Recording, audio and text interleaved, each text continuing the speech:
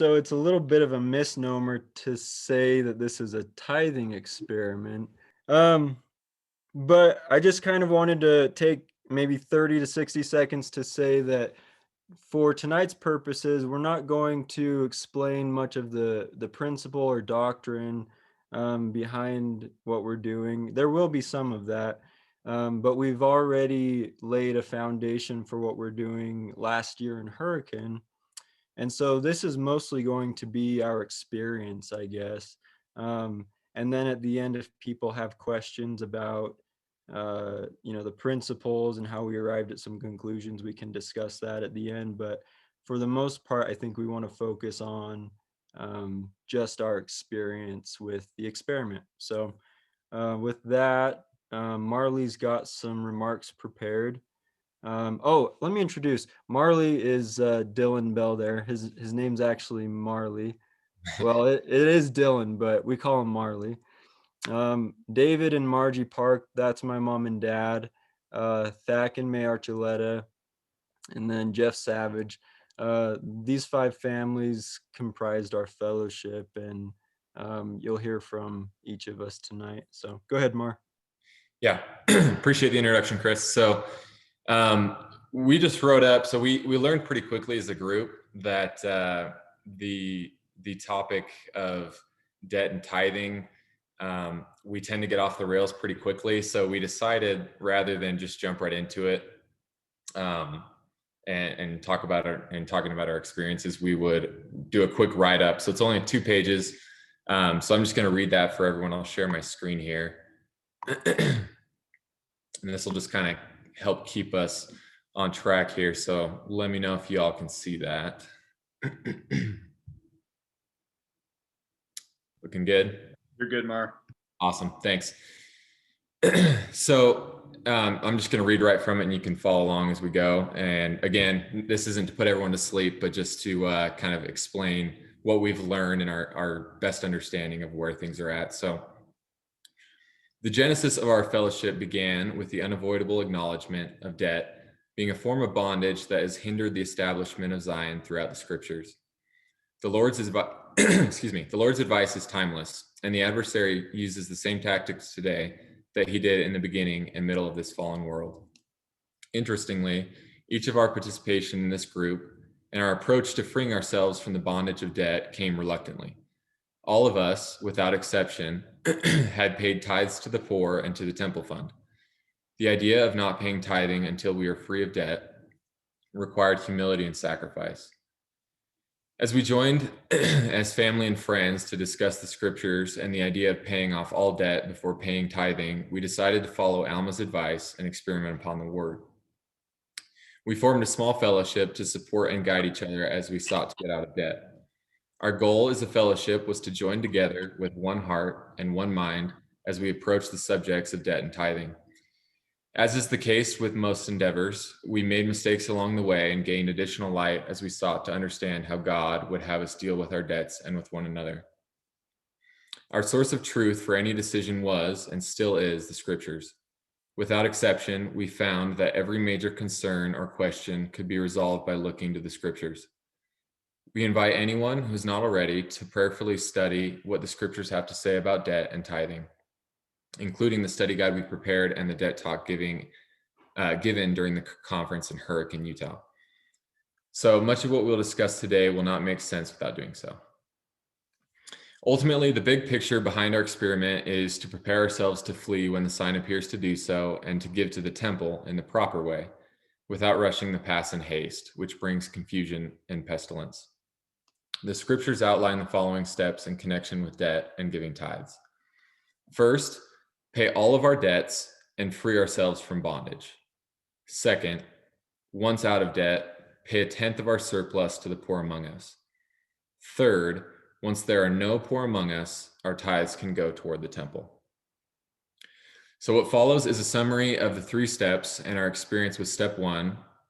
While all 3 steps are laid out in the scriptures, we as a fellowship are only on step 1, and our experiences that we're able to share are limited to that alone.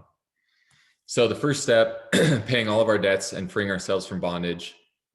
After forming our small fellowship, we agreed to make all decisions with unanimous consent and to use the scriptures and the words of prophets to govern the process. As we looked for how to proceed, we found the start of our path in Joseph Smith's journal. It reads, "This evening, Joseph and Oliver Cowdery united in prayer for the continuance of blessings after giving thanks for the relief which the Lord had lately sent us by opening the hearts of certain brethren from the East to loan us $430. After conversing and rejoicing before the Lord on this occasion, we agreed to enter into the following covenant with the Lord. That if the Lord will prosper us in our business and open the way before us that we may obtain means to pay our debts, that we will not be troubled nor brought into disrepute before the world nor his people. That after that, of all that he shall give us, we will give a tenth, to be bestowed upon the poor in his church, or as he shall command, and that we will be faithful over that which he has entrusted to our care, and that we may obtain much. And that our children after us shall remember to observe this sacred and holy covenant after us, and that our children and our children's may know of the same. We here subscribe our names with our own hands before the Lord." Joseph Smith Jr. and Oliver Cowdery. This passage prompted us to enumerate all of our debts, be completely honest with each other about our level of bondage, and focus our efforts to pay them off. We agreed to not pay tithes as families to the fellowship until all debts were paid. We decided to first pay down on an individual basis our highest interest rate debts, then all other non-home debts. Over the course of 12 months, and as a result of many miracles, we were able to pay off over $190,000 in debt, and nearly every member of our group is now out of non-home debt. We are now all working to figure out how to get out of home debt so we can begin to pay tithing. So step 2, the next step is, once out of debt, pay a tenth of our surplus to the poor among us. As a group, we agreed that once out of all debt, we would provide aid to the poor among us as defined in the scripture and by Denver. They read, this is from the Authority Keys Kingdom Talk. "We gather tithes and we use that tithe to help those among us who need assistance. And there are presently some people among us who need assistance. And the glory of God is manifest in their life by the outpouring of your generosity. You're going to help them. You're giving funds to help them defray their indebtedness, answering their medical needs. Those are the kinds of things that knit hearts together. That's what the religion was intended to accomplish. The primary purpose of collecting the tithes and the yield upon it is to bless and benefit the lives of those in need. Assist the poor directly, looking for God's guidance in so doing.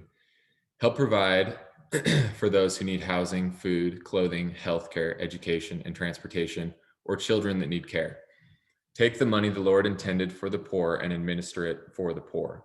The Lord desires us to have no poor among us." This is a reflection of what happens in 4th Nephi. It is when you're equal in temporal things that the manifestations of the Spirit are manifest. After they were just and had all things in common, they received the heavenly gift. They had all things in common among them. Therefore, there were not rich and poor, bond and free, but they were all made free and partakers of the heavenly gift.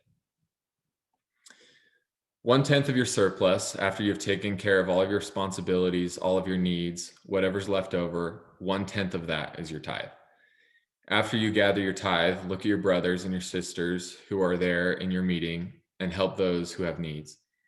Christians should take care of the poor among them, and no one should be looking at the flock and saying, "I need your money to support myself." The relief of the poor among you refers to the poor among the individual fellowship. And then the last step, step 3, is once there are no poor among us, our tithes can go toward the temple. If there are no poor among you, then excess donations should go to the temple, but they can be shared as your fellowship determines by common consent. God's people are always required to build a temple. Therefore, there needs to be preparation for the coming commandment. So just a quick little recap here at the end. Our goal starting out was always to free ourselves from bondage and mammon so we could better serve God. We started with the end goal of preparing and providing all things necessary and not in haste for our fellowship to flee when the sign to do so occurs. Included in fleeing is being freed from bondage in Babylon, having land to flee to, improving the land well enough to be livable, and being able to do so without debt. After all things are prepared and provided for our fellowship family, our goal is to donate all tithing to the temple, for it would then all be excess. So, Chris, I'll kick it back over to you.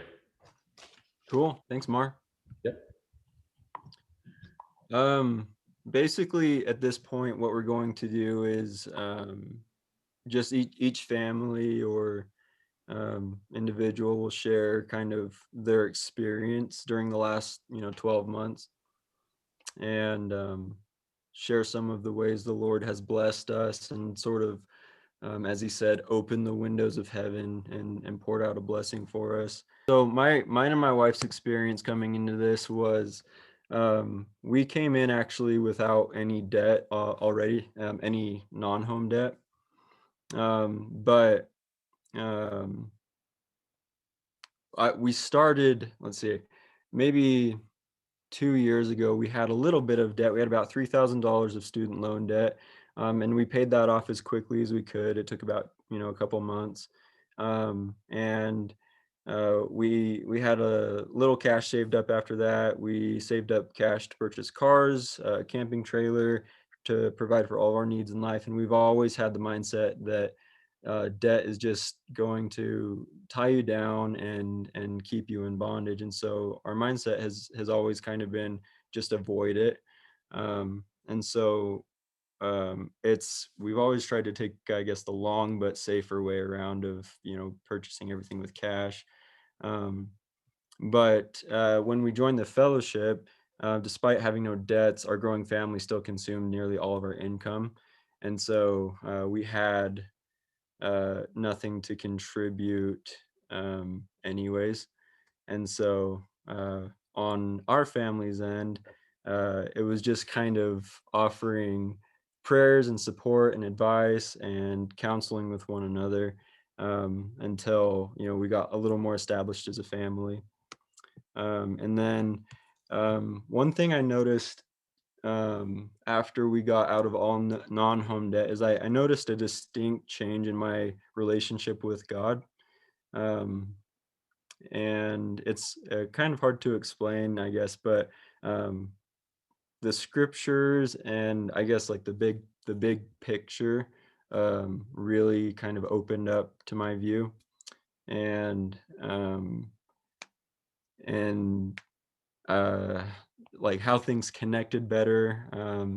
Denver's parable of the young man who weaves the gospel net together. I started to see how everything kind of connected a little better.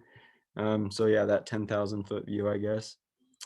Um, but um, and then um, my wife and I have always fellowshipped with family, but we never really fellowshipped with anyone outside of family.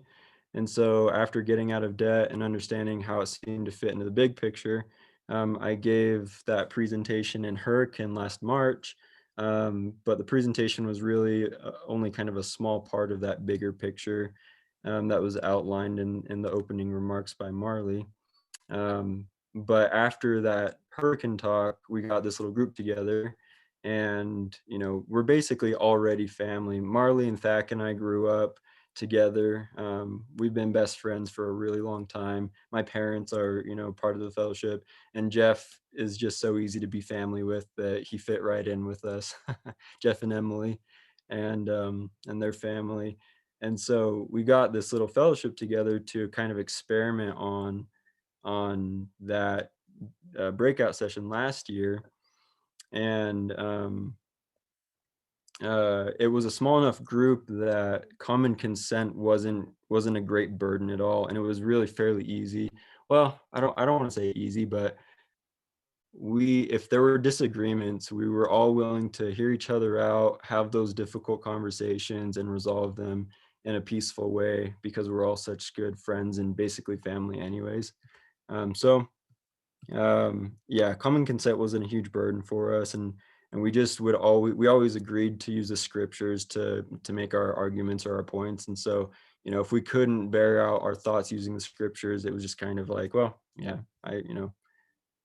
it's not relevant, I guess. um And very frequently we would have to give up, things that we really, really wanted to benefit the whole group. But that always ended up kind of knitting our hearts together. There's something about giving up what you really, really want to benefit the rest of the group that kind of ties you closer together. Another one of the great lessons that I learned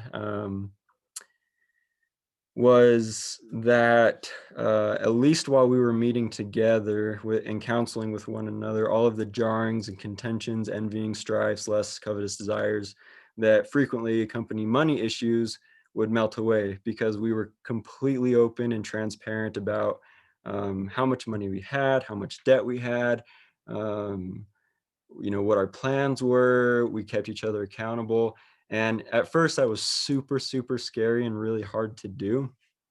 But we learned quickly that, we're all trying to help each other. We're among people we love. And, opening up to each other like that just kind of does away with the jarrings and the contentions and the envying, strifes and covetousness. And, we all have a common goal, and so it just kind of naturally made it easier to sacrifice our pride and substance to help bear each other up, I guess.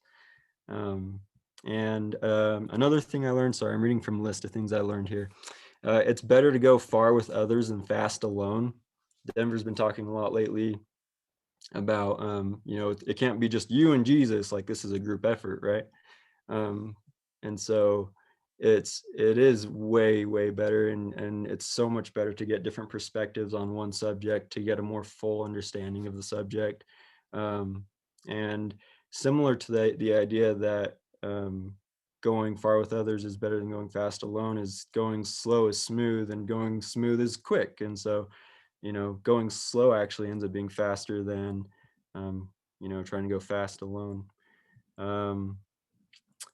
Let's see, what are some other things I learned? I learned early, that reaching the point of paying a tithe was a lofty goal. And once this is realized, it motivates everyone, including those who would benefit from the tithing, to begin to work harder to improve their situations. If there were idle among us, they would, realizing that tithing was not an option for their support currently, be required to labor for their own support. And, it's amazing, I guess, like what you can do. I don't know how to say it, but it's amazing. We can do more than we think we can when our option is to rely on God alone. And I learned on a group level that, as Alma put it, if we plant a seed of the word of God in our hearts and nourish it with our acts of faith, that it will grow in as many ways as there are branches and leaves on a tree. And it produces, beautiful fruit. So this experiment has been really beneficial in a lot of ways, just like connecting. I think what I learned most was how, bearing each other's financial burdens, kind of like Denver said in the Authority Keys Kingdom talk that Marley read, like bearing each other's debts really does help knit your hearts together in a big way that I didn't expect when we started this. So those are kind of the lessons that I learned. That was a little jumbled, but and there are 100 other lessons, but I kind of want to keep, it short here. So whoever wants to go next can go. Yeah, we'll go. You covered a lot of that, Chris.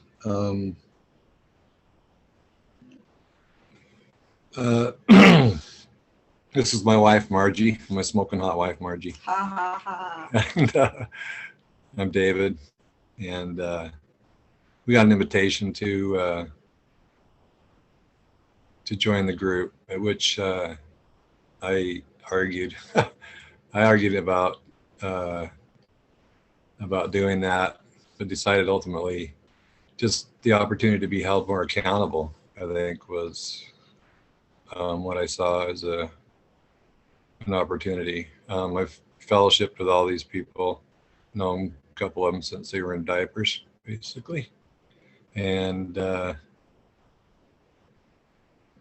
so we set off. And I think it's important to, well, what's interesting is that you end up agreeing that everything's going to be exposed.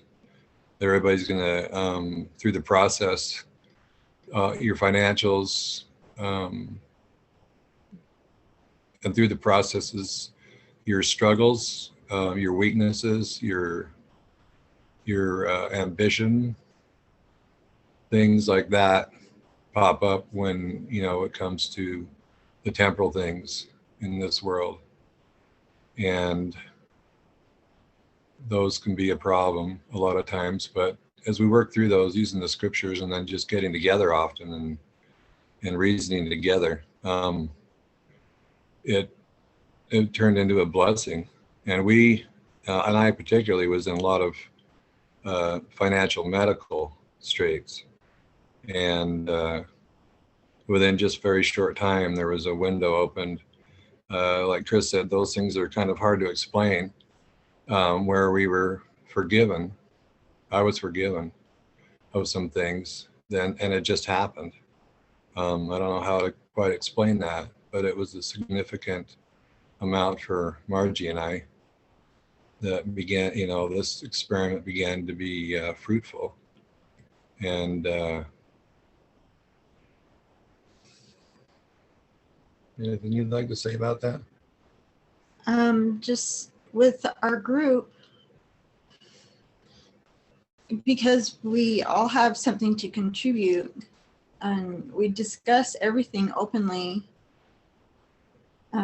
what something that we might not think about or something that is not one of our strengths, we can talk about with the group and get advice or counsel on maybe try this, or have you thought about that, you know, just things that can help with finding avenues to use to help get out of debt. I found it very beneficial to openly discuss these things amongst our group, and that everybody was willing to contribute and help with present ideas and stuff of, you know, of this and that. And that's a experience that ultimately at this point has really knit our hearts together. And it is a fellowship and it is a family. And I love every one of these people. And they've contributed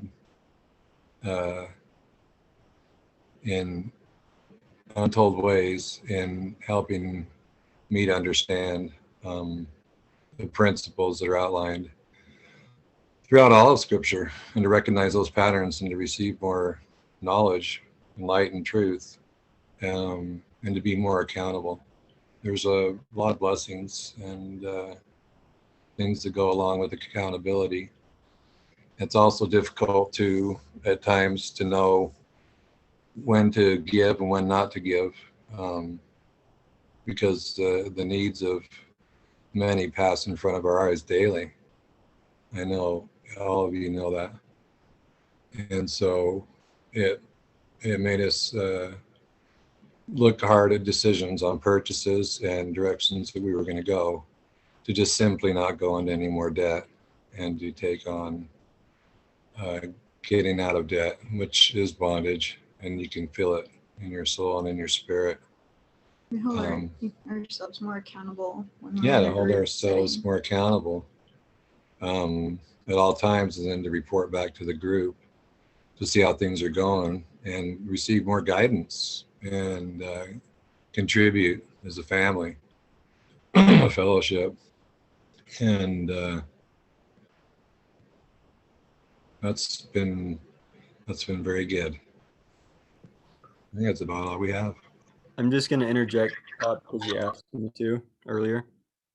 But you were telling me on the phone earlier that you guys wouldn't have even explored one of the avenues to get out of debt had it not been for, you know, the counsel of the group and trying something.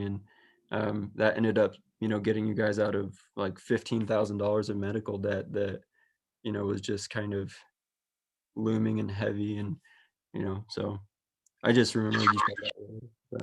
Yeah, that's literally what happened. And it's hard to explain, But yeah, without the group, there's many blessings, like I say, that we wouldn't have experienced and are continuing to experience.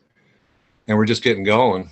We're seeking to continue on the course to the next step.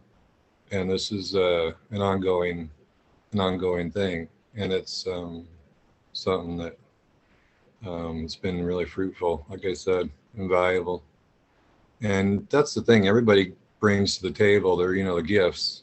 Denver's talked a lot about the gifts and how unique they are and how diverse they are, and we're not all going to be widgets following after the same pattern. What works in our fellowship is definitely what works in our fellowship. What works for other fellowships and the needs of those in other groups and stuff will be completely different, and how that looks. But the principles I've found to be the same in whatever setting you end up applying them to. And then it's about too, like, humbling yourself. For me, it was just very humbling. I had to humble myself and get rid of pride, because it's easier to give than it is to receive, or to see your weaknesses, and so I'm grateful to for that. We don't own any of this stuff down here in this world, and I don't think God cares much for money, but he cares about us treating each other with equality and being willing to do what it takes to stand independent, and standing independent in feeling just with each other enables you to not let the world have advantage over you. I think there's a scripture about that. Although in this world, you're never going to beat the system, but in the economy of God, I think that's how he views it. So. Awesome. Perfect. So I'll just give my 2 cents real quick, piggybacking off that. Everyone's probably sick of my voice already. My monotone 3 minutes reading that paper. So I think the 2 biggest takeaways for me from everything is you realize when you basically get financially naked in front of people, excuse the metaphor, but it's embarrassing and it's hard. And there's really few other things you could do that really, help you kind of conquer Babylon and get together as a group and kind of shake off the world. And for my own personal experience coming into this, I think I was the biggest sinner of all of us. Had just over 100,000 in non-home debt. So add on top of that home debt, only 27. And so there's just this like monstrous pile of debt that's intimidating. And going into it, I definitely went in wholeheartedly, and I don't want to like overblow the miracle card, but I think Chris could correct me if I'm wrong, because I think I told him first, but it was within a week of honestly saying, I'm going to go for this, that my boss just walked in unannounced and said, "Hey, here's a raise." And it wasn't just like a 5% annual raise. It was like a 50% bump. And then over the coming months, it was just like every avenue, money was coming in. And within a year, I've been able to totally wipe out all of my debts. And so I think, going into it, there's a lot of doubt on my end, just because like the magnitude of debt can be pretty scary. It seems impossible, and not to go back to kind of primary days, but God doesn't give a commandment without preparing a way to fulfill that. So it's pretty incredible. As soon as we figured out that he does command us to get out of debt, it's the just thing to do, and we all went for it. It's pretty incredible what the next few months had in store. So that's my 2 cents. Like I said, just keeping it short.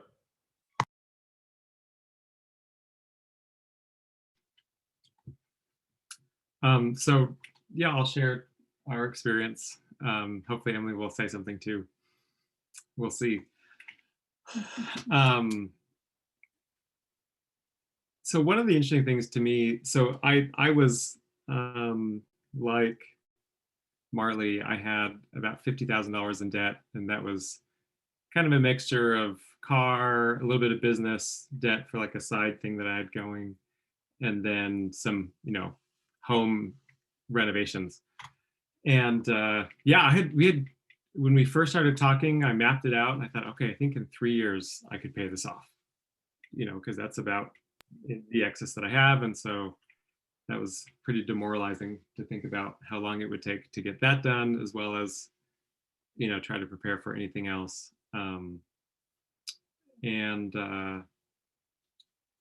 early this year, or I guess now it's early last year, I had a truck, and just felt like if debt was wrong, then that's the easiest step, because I had a loan on that, and even though I bought it used, and so it wasn't that I had got a great deal, it just felt like, all right, let's get rid of that. So that was step one. And then, similar to Marley, I didn't get a raise because I work for a university and they don't really give raises. But I did have someone approach me and ask if I would consider doing some consulting for them. And what's interesting is he didn't know, he knew me and I knew him, but he didn't really know my research or my background. It turned out that it fit exactly with my, my little expertise, or what I could claim to be expertise.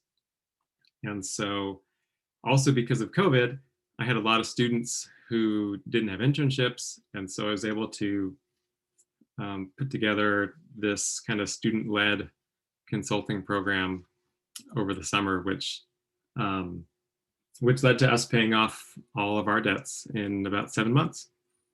And so we were able to get paid off really quickly as well. And that's one side, right? That there's the financial side. I think the more important thing for me was the change that I saw inside. And so a couple of things happened. This was a seed. It was an experiment, right? We were literally trying to experiment upon the word, like Alma says. We believe that this was a commandment. I'd never heard that before. It was kind of hard, especially hard not to give to those that I love, because it was my foolishness that got us in debt. And it was hard to expose the foolishness. It was hard to uncover that thing that had been covered, because it, like Dave said, it's so much easier to give than it is to get. I even had to receive one time, and that just really hurt. It was really humbling. But in doing so and realizing, well, why was that so hard? I realized I didn't quite see myself as equal. If you're able to give but not receive, then there's some pride there. And so being willing to be on both sides was a leveling out a bit. The way I had treated debt was just, kind of like lots of other things. It's like, well, you can do what you want with your money, and as long as you can make the payments, you're good. But in my mind, payments also included tithing and included some temple fund. And that was just kind of what I did. And so it didn't really matter. It's like, yeah, well, of course I could buy a new car, or of course I could do this. As long as I can make it in my monthly, then I'm good to go. And so shifting that, one of the results, and to me, this is the Alma, it's now Alma 16, but it's, Alma 32. One of the signs that the seed you planted is good is it beginneth to sprout and swell and grow. And there are swelling motions in your heart. Your heart changes and it literally grows. And so I felt like within me, I saw that happen. And in that equaling aspect, in being humbled and being leveled out, but also in realizing that this principle is just, it's a small appendage of a much bigger theme, which is laid out, and all of us know this theme in Lectures on Faith, which is the attributes and characteristics of God. And God is just. And just is a really interesting word. If you look at the Hebrew, there's some really fascinating things to look at, because the Hebrews, they're, as far as I can understand, the Hebrew mind is very physical and it's literal. You can see something happen, right? There's an action, there's an animal, there's an object that's always being spoken about when we talk about just. And so, if it's just or righteous or right or equal, you can think about what that looks like. And for two oxen to pull something, right, to be equally yoked or justly yoked, there's this idea that they're together. And anyway, so there's some interesting things that kind of came up inside me, and so I learned, and I was able to see this idea of being just with the fathers, and with Abraham refusing to take something that wasn't his, with Jacob, who was unjustly burdened with 7 more years for Rachel, and he kept that burden. He didn't flee, right? He was right to have left. He could have left the next morning with Rachel and Leah. And so there's this idea of what it means to be just and how God is just, and I found a lot of benefit there. Do you want to say anything? Or Oh, well, not really, but my position in all of this, I'm not the one who handles the financials in our family. So I've been closely linked and been able to benefit from this. I haven't been involved in many of the meetings and the discussions, but I've been able to observe it close at hand. And I've just been blown away, really, just at the number of blessings that have been poured on the families who have been involved in this. And I still can't make logical sense of it, but it has been an incredible boon to everybody here, and that much is clear to me. And so,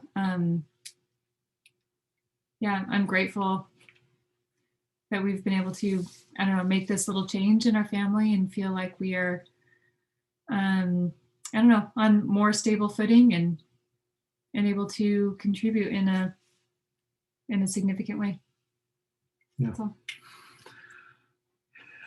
One last thing, and I'll pass it over to Thak. For 99% of the debts, it was not, there was no benefactor. There was no rich person that swooped in and just paid off a big percentage. We were each blessed in accordance to the debt that we had. Marley had the most, and he had the most blessing. I was next, and I was next, and then it was Dave, and it was tied to what we needed. And the question is getting out of debt a commandment? And what's beautiful about this is you can all read the T&C yourselves. But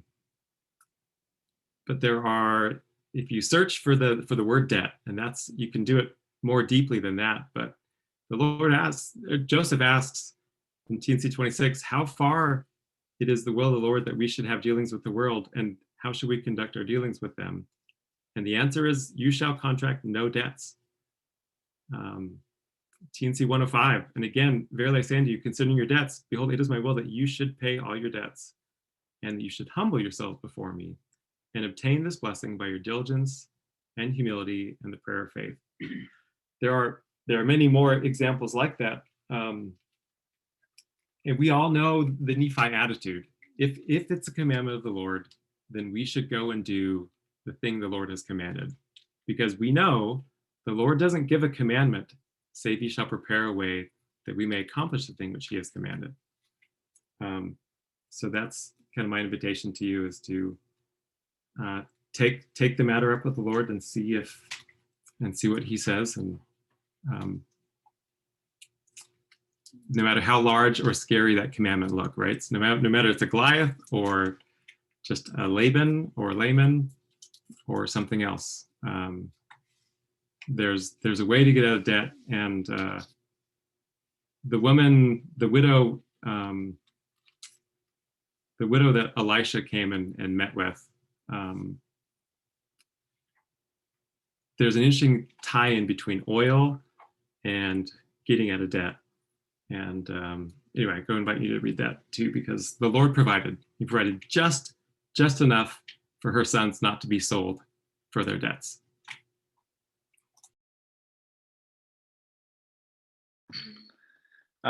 So May and I started this without any debts to pay off besides our mortgage. And the way that we saw blessings was through my job. I received a raise. It was more than I was expecting. It was sooner than I was expecting. And we all know that COVID is a thing. COVID kind of makes situations hard. People have lost their jobs because of this viral pandemic. People work less hours, all that kind of stuff. And May has a business that she runs from home. And when we started this tithing group, how much more did we make? Because of COVID, at the beginning of last year, in 2 months, I made about 50% of my annual revenue, which was around the same time we started this tithing group, which was crazy. Yeah, so that was very unexpected. We were thinking that things would get worse for us because of COVID. And that was one of the blessings that we received. Another thing I want to point out is Chris kind of talked about this at the beginning. One of the things he said was getting over differences or conflicts or different ideas about things wasn't hard. And I agree, but the thing that I do want to point out is we chose this group of people pretty much because we know them so well. So I know Chris enough, I know Marley enough, I know Jeff enough, and I know Dave and Margie enough that I have a pretty good idea on how they will spend money, how they deal with people, how they will respond, how their hearts are. And the majority of us have actually worked on many, I don't know if you want to call them remnant projects, but let's just call it a remnant project. We've worked on many things together. So when Chris says that getting over differences wasn't hard, the only reason that's true at all is because we have suffered through all those trials for many years in the past, working on things together, resolving our differences.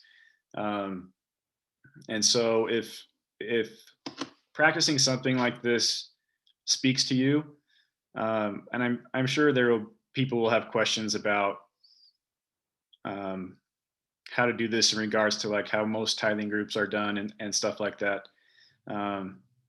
Like how do you select who's in your tithing group? And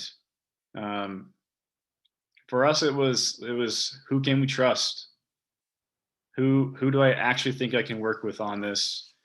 Who do I actually think this like could succeed with?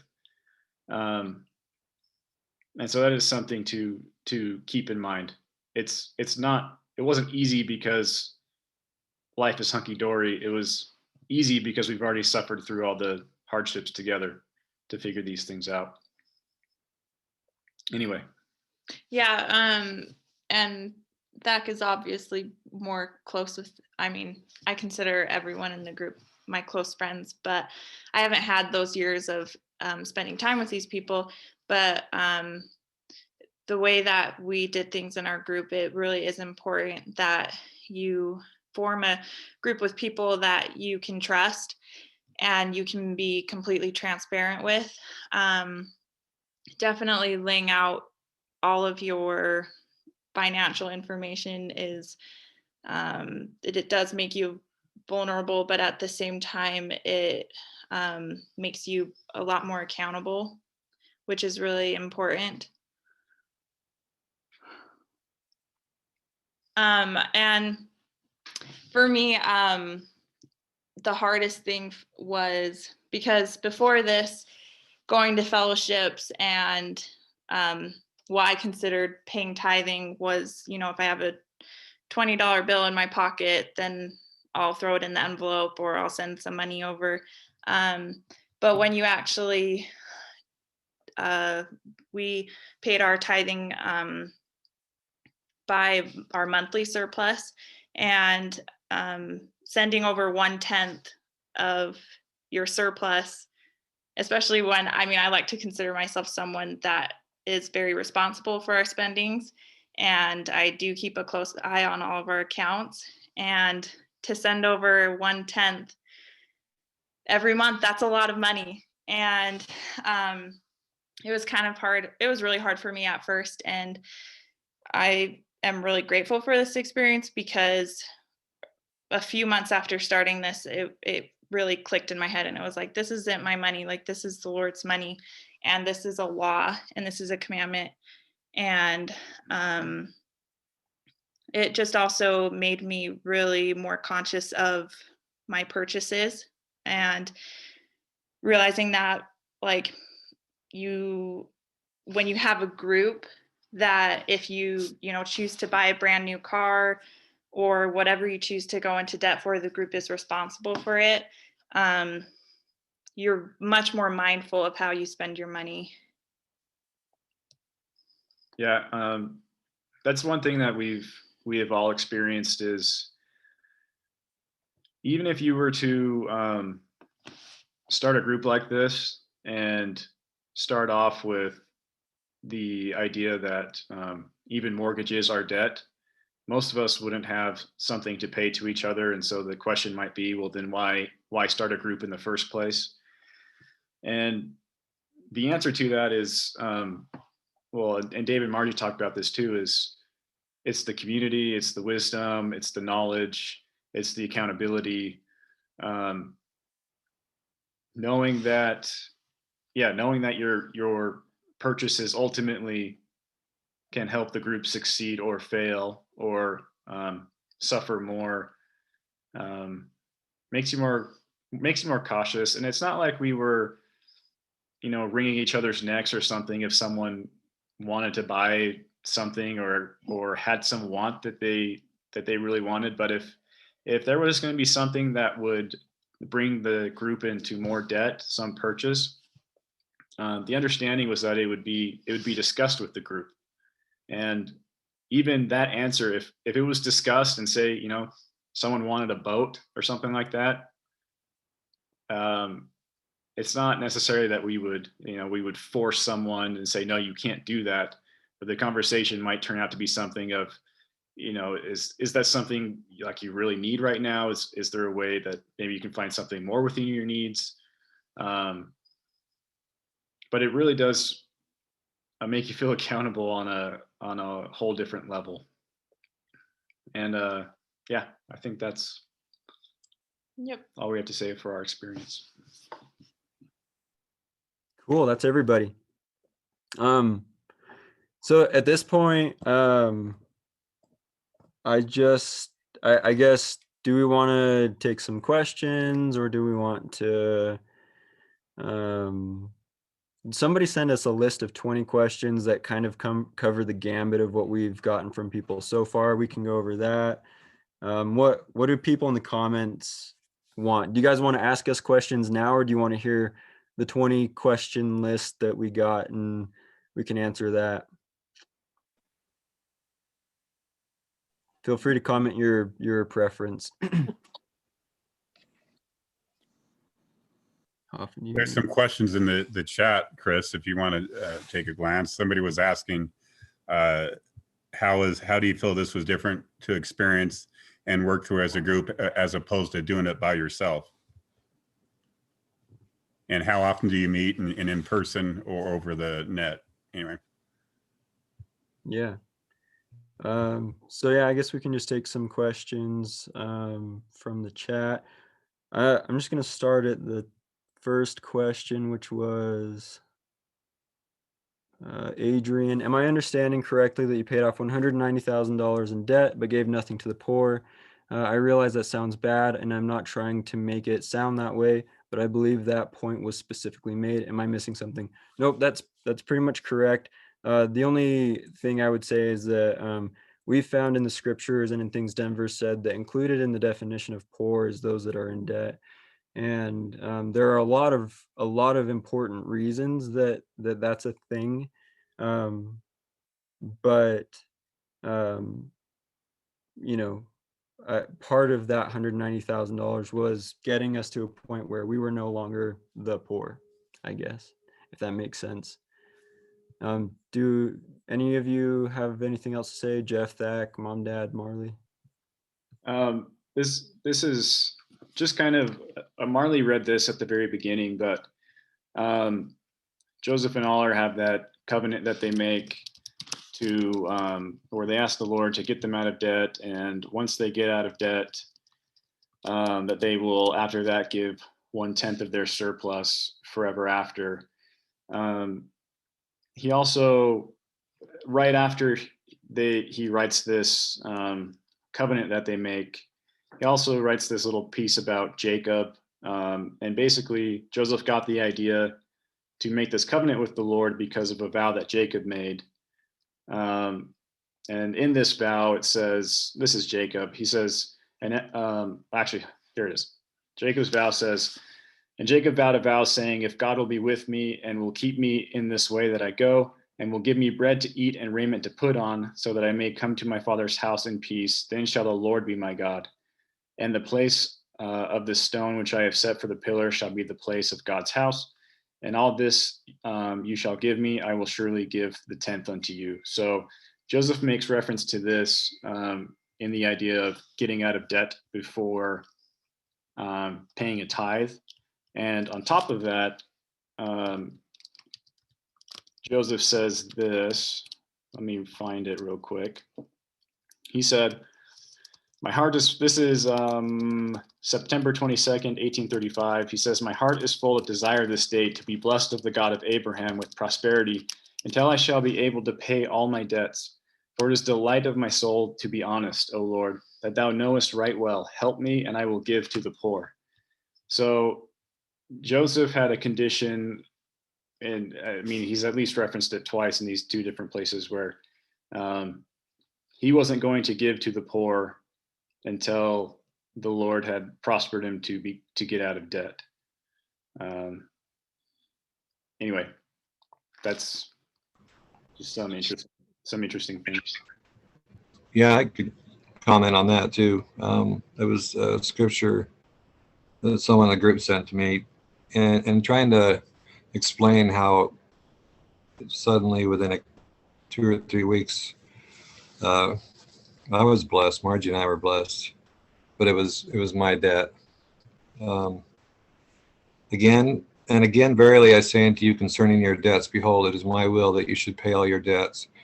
And it is my will that you should humble yourselves before me and obtain this blessing by your diligence and humility and the prayer of faith.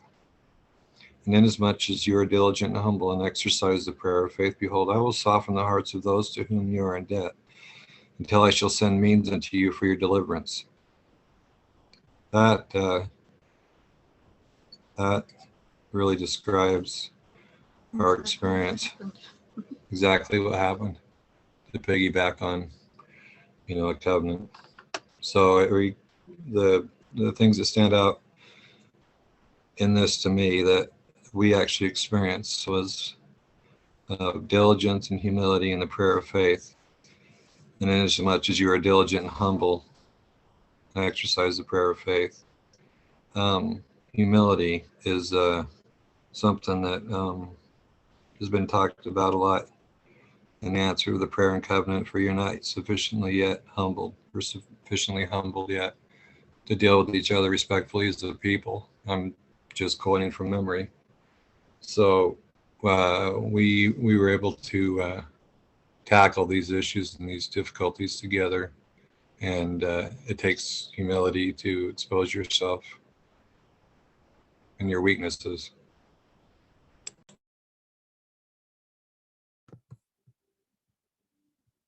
Marley or Jeff, do you guys want to comment, or should we go on to the next question?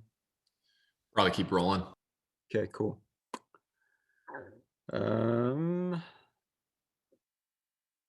Definitions matter. Yeah, right. Lisa, personally and respectfully. Okay, personally and respectfully, I don't think it fits the definition of tithing as defined in the glossary. Tithing, an offering to the Lord, 1/10 of one's surplus after all responsibilities and needs have been taken care of. The primary purpose of collecting the tithes and yield upon it is to bless and benefit the lives of those in need. Assist the poor directly, looking for God's guidance in so doing. Have no poor among us. Help provide for those who need housing, food, clothing, healthcare, education, and transportation. Take money the Lord intended for the poor and administer it for the poor. Oh, Jeff answered that. Good thought, Lisa. The definition includes 1/10 of one's surplus after responsibilities are taken care of. Can you have surplus after if you are in debt?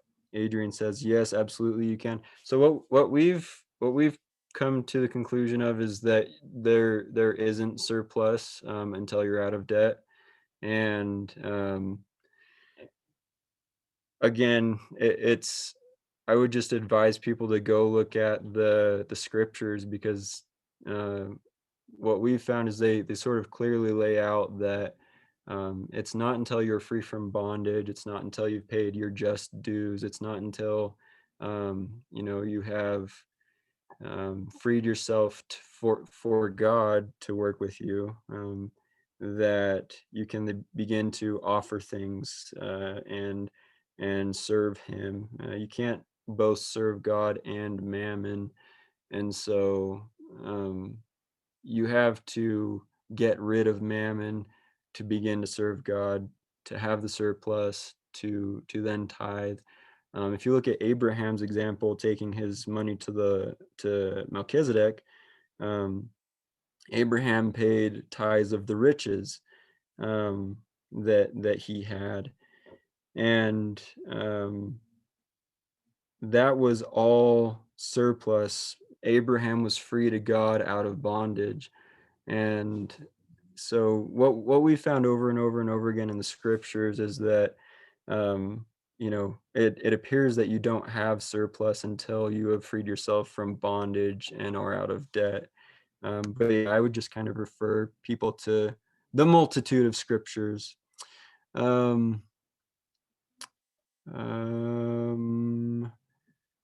Does anyone else have any comments on that? Sorry, before I move on to the next question.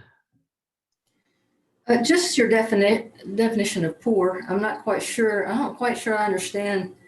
Sure. When I see that tithing, and maybe it's, fine that you're doing it, but you just call it something else. But you said it when we first started, you didn't think it was an experiment on tithing. So to me, to bring tithing into it and to compare yourself with someone who is poor, I go back to that conference we had in Japan when people were telling me they had 12 people in a one-room house.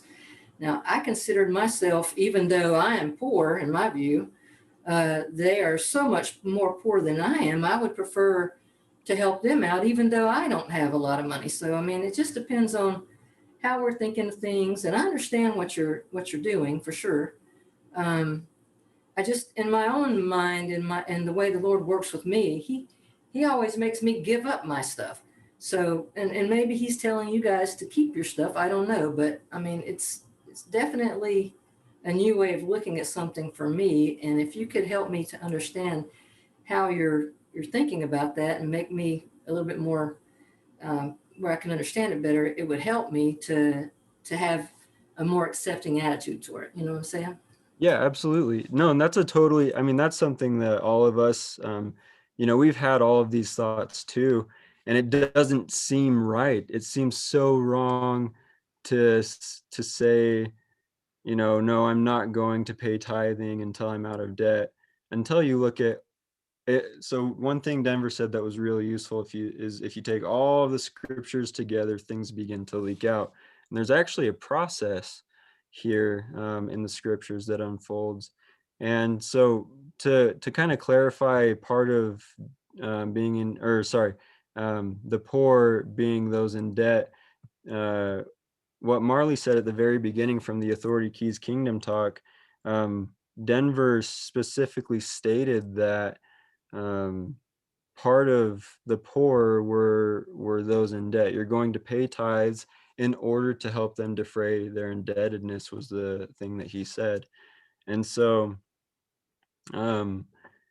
part of the definition of poor is those in debt, and there's a very good reason for that when you're talking about building Zion.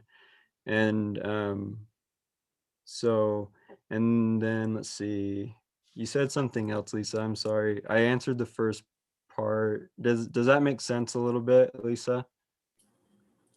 Well, I'm seeing some things in the chat that say the poor among you. Right, the poor among you, meaning in your individual fellowship, which is from TNC 175.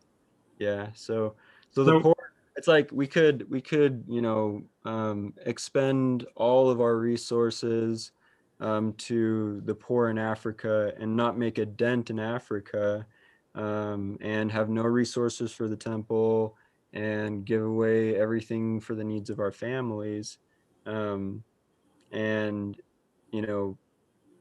it wouldn't reach the goal of getting to Zion. And so when you're talking about the poor among you, Denver clarified, and then we canonized that in TNC 175, that it means the poor among your individual fellowship. Then after the individual fellowship's needs are taken care of, you can expand outward, of course. But until the people within your fellowship are taken care of, until you guys have everything you need, the scriptures counsel to keep things within that before expanding outwards, I guess. Well, and just to add a little bit to that, you're right, Lisa, and this is why some of us sold things, or we forewent that vacation to somewhere really nice, right, that we were going to do. We didn't do this. Or tightened the belt on grocery bills, or decided not to do that renovation, which we thought we really needed, or spend that money on that car, which we thought we really needed, but we reevaluated wants and needs in line with what you're saying, Lisa. We're not saying keep all this money and add more to our estate. We're saying pay off our debts and live on less so that we can pay off our debt sooner, so we can help the poor better sooner. Yeah, and part of paying off our debts was selling stuff, not keeping it, right? So like Emily and Jeff are saying, like Jeff sold a brand new truck that he bought to pay off that debt, right? And so I think also it's a little bit of a misnomer to say paying off debts. It's getting rid of your debts any way you can. Yeah, I don't disagree that, we should try to be very smart with our purchases and not get in any unessential debt, probably have no debt except for potentially housing. I rent, so I don't even have any housing debt. But I do think getting out of debt is important. But I'm just having a problem with the concept of not paying tithing and not giving to the temple, because if we all did that, there'd never be a temple. That's not true, because we're getting out of debt really quick, so we can pay all this money towards the temple and the poor sooner. So that's the if it's not, and this is if it is a commandment, then God provides a way. If it's not, then you're right. And so the interesting thing with us is obviously we somehow came into $190,000 that we didn't, and that's not counting my truck debt actually, because I sold the truck before we officially formed our group. You can add 20 more to that. The thing was, it changed who we are, and now we now do things differently. And so a lot of things that we were going to do, we now haven't, and the Lord has continued to kind of bless us. Obviously, that's the way we see it. It could just be a coincidence that in March we had we came in collectively with a lot of money that we didn't expect. So that's the difference, right? If we believe it's a commandment to get out of debt, and there's lots of ways the Lord seems to describe that. If you have an altar or a gift you want to give to the altar, and you remember that someone has odd against you, leave your gift and then reconcile first. Be equal first. Take care of your own first. So it does revolve a lot around that. I wanted to speak to Nate Quigley's question, the Good Samaritan question. So I think it would have been wrong for the Samaritan if he had no money to borrow some from someone else and give it to pay off this person's debt. But that's a really besides the point, because he had the money, right? He had the means. I do see, and I think this is part of our LDS, this is the way we view tithing is this way. We view it a certain way, whereas if you read the DNC and read all the definition of tithing, it's always of your excess needs, of that with which you have no need. But we have this picture in our heads of you pay the 10% all the time, and TNC 135 describes the beginning of tithing and the way that will look. But so personally, I count offerings as different than tithing, and so if someone poor comes to me with a need, I give, and I find some way to make that work in the budget, whether that's, and we've all done things like that, so I don't have to kind of harp on what it looked like for me. That's my state that I've done that. That's not tithing, because tithing is of the surplus, but it was an offering that I gave, a goodwill offering. I hope that answers. Yeah, and I just want to, like Jeff already said, I think it's really important to, there is a difference between an offering and paying a tithe as 1/10 to the poor among you. Because, Thak and I, we paid offerings to, whatever cause, whomever we felt needed the help. But that didn't come out of our tithing money. That was out of our own pocket, out of our surplus after paying tithing. So there's a difference. Yeah, and to be fair too, we wrestled with all these questions, particularly speaking to Lisa, what constitutes tithing. And that's what sent us on the search of the scriptures to make sure to understand more perfectly, which we don't understand perfectly. This is just a process and experiment. But to understand more perfectly my doctrine, the Lord uses that term, and his will for each of us as individuals and as a family. So there's never been my tithing's changed in that it's become amongst a fellowship, like Denver talked about experimenting with groups among you, and that starts always in the home, in the family, the parents and the siblings and brothers and sisters. None of that changes. That's always the way it's been. So May talking about fast offerings, it'd probably be better to categorize that as we don't neglect the needs of those who come, like I said, the needs of those who pass in front of our eyes daily. But that is a different, I guess that's helped us define that differently than how we used to think about it. And that's been one of the things I've grasped a better understanding of, that seems to help me out with wrestling with those questions, and then the scriptures seem to really help me there.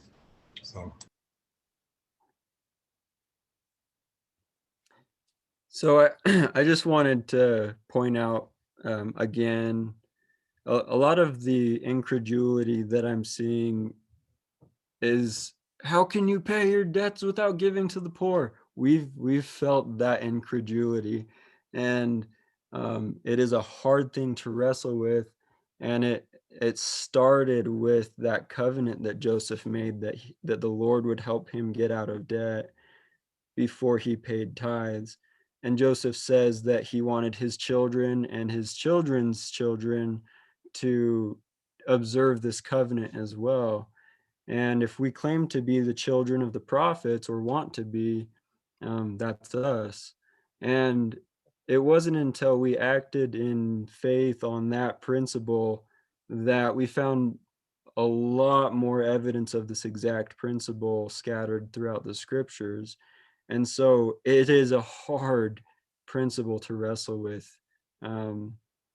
and it goes back to what my dad said at the beginning. It is so much easier to give than to receive, or to, take care of your needs. I mean, I think, most people in this movement would give the shirt off their back and the home and their car to someone in need. Um, and the Lord talks about doing everything in wisdom, in order, and there is an order, and there is a wise way to do this. Adrian, go ahead. Thanks. I excuse me, I read through the document, and Chris, you and I have had discussions, and I think we see things very differently, and that's okay. I actually don't want to take on or argue any of that right now, or in any way detract from what you're trying to teach. I just have a question of practicalities, and I'd be very interested in your response, and that is that you have a unique fellowship, that it's primarily friends and family, upper middle class, doing rather well by comparison. And by the world's standards, y'all are very wealthy by, compared to the rest of the world. And that's okay. That's fine. What would you say to those fellowships who have a cancer patient, or who have, very dire needs, the single moms and so on in their fellowship, and who are literally bleeding thousands of dollars a month to care for the poor among them? Would you recommend they stop that and pay their debts instead, or accelerate their debts instead? And frankly, whose job is it to care for the poor? Should we all stop until we're out of debt? Thank you. Yeah, that's a really good question, and it goes back to what I was explaining, immediately before your question, which is the covenant that Joseph made. Before you pay tithing, you get out of debt, and it's our foolishness that gets us into the debt in the first place. Okay, that being said, if I had debt and my parents were going to be homeless, or my dad was going to die if he didn't get, a $10,000 medical procedure, and I had the help, I mean, we would cover that, right? In the extremes, absolutely, you care for those who need it now. What we found was in 9 out of 10 instances, what we thought was extreme, what we thought was undoable, what we thought was, something that we couldn't do without, we could do without. It wasn't that extreme. The Lord did help us. And it's Nephi's, if the Lord commands you to do something, he'll prepare a way for you to accomplish that thing. And so if he says, don't pay tithing until you're out of debt, well, that puts you in a bind in a lot of ways, but it actually doesn't, because the Lord prepares a way for you to get out of debt to pay tithing. And he prepares a way for those in your fellowship to have what they need in those extreme circumstances. And we've seen that over and over again. And I hope you're okay with me saying it, Mom and Pop. Oh, Jeff raised his hand.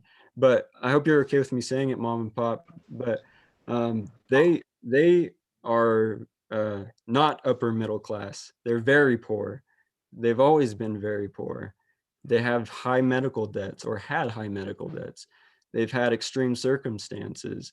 And the Lord has provided in every instance, because, and I believe that's because we found this process in the scriptures and are attempting to follow it. So I hope that kind of answers Adrian. And it really is one of those things where it's like, logically, practically, it doesn't seem like it would work, and it just does. So, Jeff, you rose your hand, or unless Adrian, you want to respond? No, I just wanted to thank you. Yeah, thank you for your question. The one thing that I just want to throw in there really quick is, I do think in those extreme circumstances, someone has some major surgery or something like that. Technically, at that point, it is an offering, and it's no longer a tithe. And the laws of offerings and the laws of tithes are different. So I would maybe go as far to say that you're actually not paying tithing at that point, but you are giving an offering instead. Yeah, so I just wanted to point out two things. One of the reasons this topic kind of came up for me was the question of why aren't we seeing more healings among us? We know that's a sign of faith, and we know that's a sign of becoming where we're supposed to go. And I stumbled upon TNC 61, which has interesting things all over, but there's this saying here where he says, the Lord says in 61:4, nevertheless, in your temporal things, you shall be equal in all things, and this not grudgingly. Otherwise, the abundance of the manifestations of the Spirit shall be withheld. This, we may not make the same, right? But if we're all free, if we are free from debt, then we are equal. We're all at some level, right? It's not maybe it's like that 3 levels of contention, right? It's the lowest level of equal, to be all free from bondage. But I had not exactly that situation you described, but my dad needed back surgery and asked me for money over the break. And you can imagine the wrestle of the soul, right? And I told him that if he needed it, of course, I had money to give, but I wanted to pray about it because I had committed myself elsewhere. But also, your parents are in extreme debt because of choices that they've made and whatnot. And now he needs this really expensive surgery, and they don't have money to pay for it on their own. Yeah, debt may have a stronger sting for me than others because of my parents' indigent circumstances, to quote someone else. And I could not believe it, but this was like Christmas Eve, but the Lord said, no, at least that's what I felt. And I just said, let me wait for a couple weeks and then I'll get back to you. And in that time, someone contacted him and paid the full amount. And so I was willing, I wanted to, like all of me wanted to, especially because he's still LDS and I'm not, and there's still that, I want to prove, anyway, there's obviously pride going on, and there's always interesting friction, right, between the excommunicated son and the righteous LDS parents. And most things we don't have any friction, but anyway, so that, I guess for me, I see us making the sacrifice to get equal, resulting in blessings of healing and resulting in things happening that have not happened heretofore because we haven't seen the law. We didn't know, I did not know I didn't see this as a law until recently. And so I think this moves us towards where we're trying to go. Yeah, this was literally an answer to prayer for me because I had gotten myself into a pit. A lot of that was because of my foolishness, but also sometimes, medical things come up. And all those things are concerns. And literally miracles happen. And it was, and that's an interesting thing that happened in our situation. That's why I think it's different and unique and will manifest itself in different way in different fellowships or, tithing experiments or whatever you want to call it. I literally found myself in this pit before any of this happened. And then nobody else in the group knew about that. And then I get this email about this invitation. And I told my son, I said, this is literally an answer to a prayer. But this is something I need to take care of myself. This isn't any of your problems. And that was the wrestle with God, is like, how I have nothing to give. I'm in deep. How can this, how can I I'm not justified. I'm not worthy. I'm not worthy to participate in this process. You guys are all so much better off. And the range of, I wouldn't even say upper middle class, but to the poor among us was an experiment. Literally following those principles in prayer and in scripture study, and then wrestling with all those things and all these issues and all these questions among us resulted in blessings being poured out that are hard to explain. So, and to anybody else too, we rent too. We've never owned a home, nor will we, but we rent too. So you can rent and still find yourself in a pretty bad situation. So if that helps.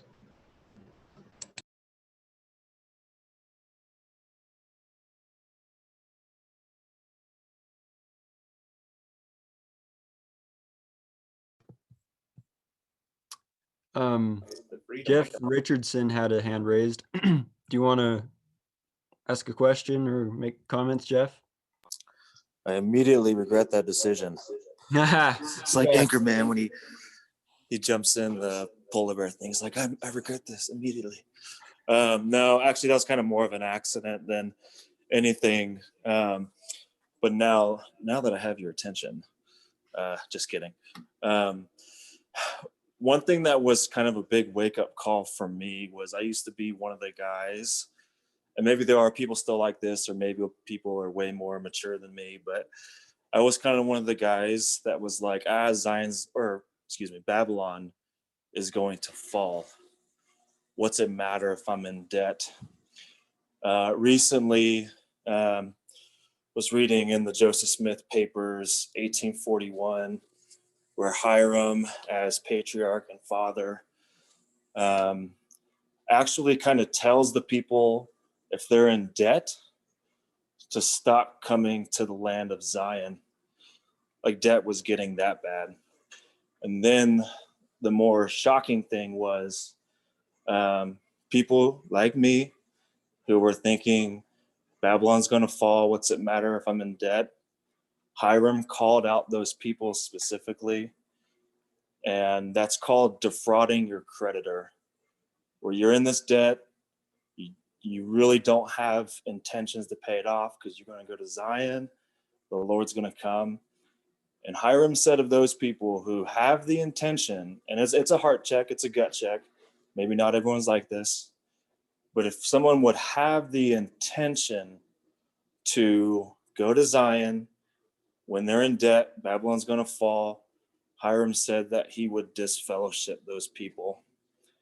And the reason is because one of the characteristics and attributes of godliness is to be just. God is just. He causes it to rain on the just and the unjust. So it doesn't matter if you're, righteous or not. If you have an obligation, if you have something that's due, you're bound to honor that. And it is just and a good practice to exercise that characteristic of godliness, to take care of that obligation. I think Denver, when he was a member of the church, right, he was questioned about, well, just in your contract with passing the heavenly gift, and you don't have to worry about this anymore. But Denver's like, I'm in a contract. It's not just. The old LDS interview question was, what was the question? Just drew a blank. Are you honest? Feelings. Yeah. Are you honest in your dealings with your fellow man? There it is. Yeah. Anyway, so at the end of the day, I think, and I'm no subject matter expert on this, but at the end of the day, I'm asking myself, am I doing what's honest, just, fair? Those contracts and obligations and debt, I got myself in that.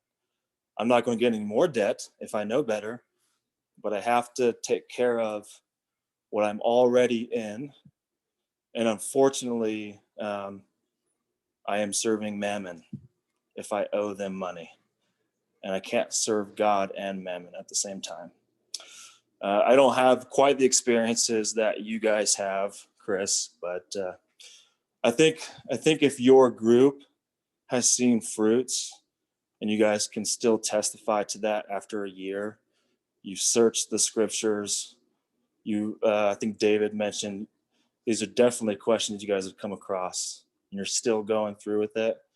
I think I at least owe it to search into it and see what it's about. So anyway, thank you for coming to my TED Talk. Excellent TED Talk. Excellent TED Talk. I want to answer a question. So Cameron here says, did you take 10% of your surplus and use it to help the greatest need among you? So yes. At first, when we started, we weren't considering mortgages. We were just doing non-mortgage debts. So whoever had the debt with the highest interest rate, we paid 10% of our surplus toward that. The next part is, or did you contribute more than 10%? No, we just did tithing. So 10% of the surplus. What do you do with the rest of the surplus? If you're saying like the rest of our own surplus, as in if I pay 10% of my surplus, what do I do with the rest of that? That's up to each individual to do with as they please. And then let's see, what do you do with the rest of the surplus? Yep. Do you entirely focus on paying all debts? Yes. So that was our main focus, pay all debts. Can you contribute some of your surplus to the temple or to others in great need while you're doing this? So once again, that's an offering. If you're going to consider, if we had started this from the beginning, considering home debts equal to other debts, we wouldn't have had surplus. So in order to donate to the temple or something like that, that would be an offering because we wouldn't have surplus to give.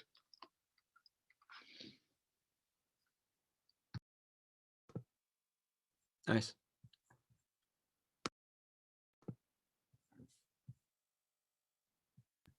How much time do we have, Chris?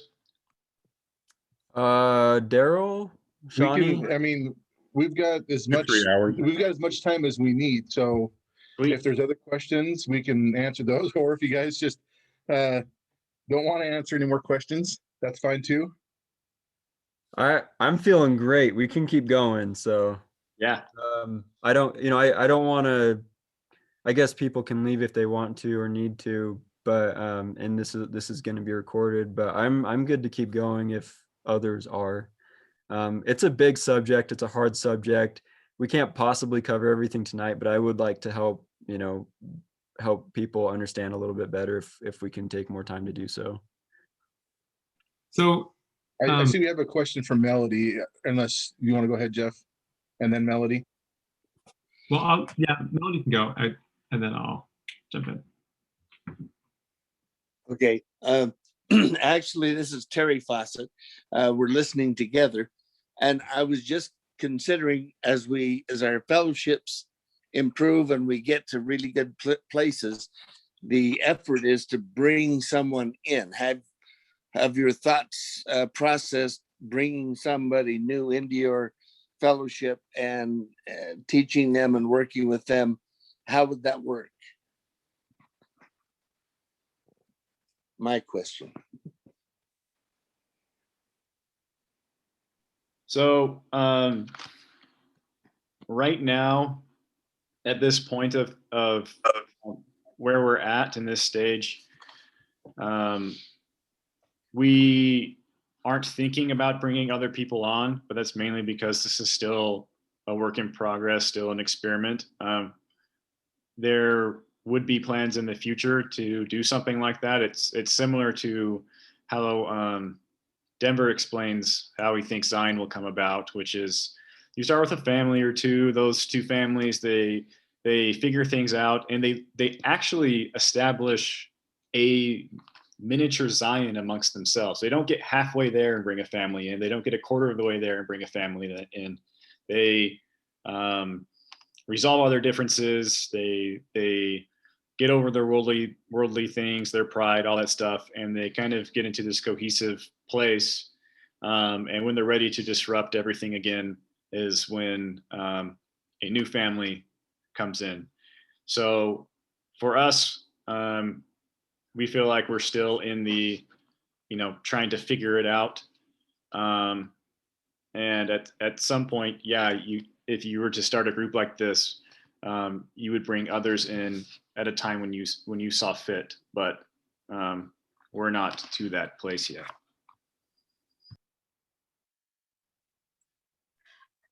I have one question, if that's okay. I was wondering, are you planning to totally pay off your mortgage or just make the payments before, monthly payment just to cover what is required before you donate to the temple? Or, anyway, do you understand? So I would just say, going along with kind of something Jeff said earlier, the rate at which God has freed us from bondage has been, it's been neck-breakingly fast. I expect we'll be able to rid ourselves of mortgage debt, whether that be to sell and rent, whether that be to whether we get huge pay increases and pay it off, whatever that is. I expect that will happen very quickly, the same way that the rest of our bondage has been rid of very quickly. And I expect there will be plenty of time for us to contribute to the temple, and not insignificant amounts. If our fellowship were to pay our surplus to the temple monthly, like we're planning on doing, we would be able to pay thousands and thousands and thousands monthly to the temple, with lots of time to spare. And so, does that kind of help answer your question, Melody? I actually didn't hear the first part of it, but. Oh, yes, that's okay. I just was wondering if you're waiting until your mortgage is totally paid off before you contribute to the temple. That was mainly my question. Yeah, in terms of tithing, yeah, because if mortgages are debt, and they are, and you're not supposed to pay tithing until you're out of debt, and then from tithing you give to the temple, right? Those are kind of the steps outlined by Denver in the scriptures and Joseph. Then we would forego giving to the temple until we were out of debt, just based on what we found in the scriptures. But we expect that we will not be less for that in terms of getting a temple erected. And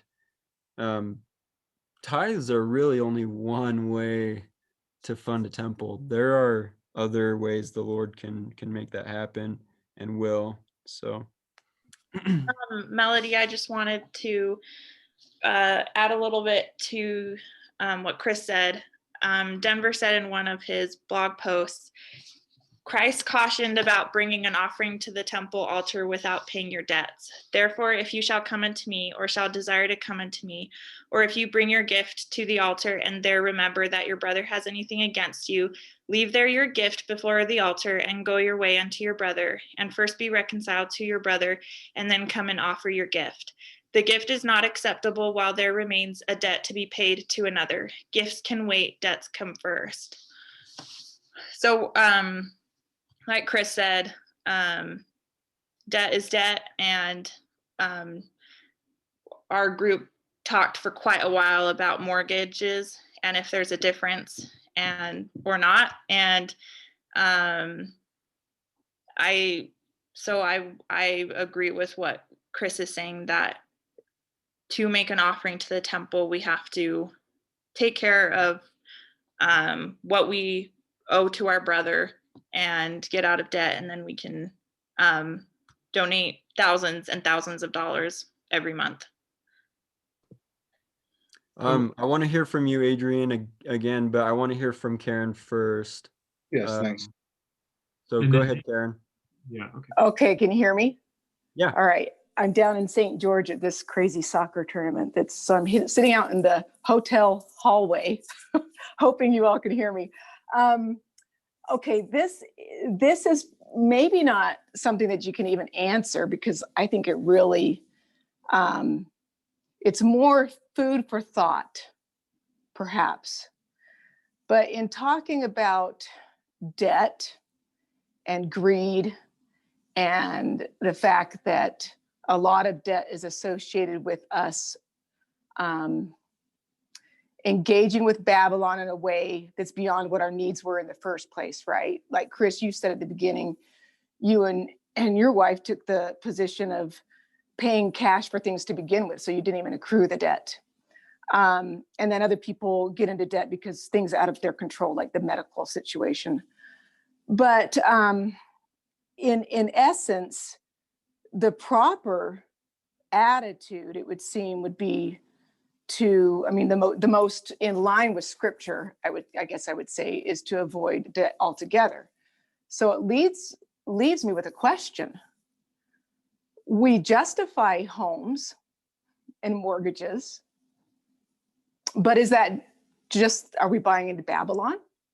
Because the reality is that a home is, you know, even a modest home in Utah, a simple, very basic is $250,000. And that's pretty much a pretty nice fixer-upper. I mean, a pretty beat up fixer-upper. And so where is the justification for that? If we're not, I'm sounding like devil's advocate kind of, but I'm just trying to think logically through this. Is as I have children who are now starting to grow up to be the marriageable age, some have already married, some, and I've got 5 more still to go. What counsel do I give them? Because you can have a roof over your head without going into this extreme debt. And are we justified, or is this us excusing ourselves so that we can participate with Babylon?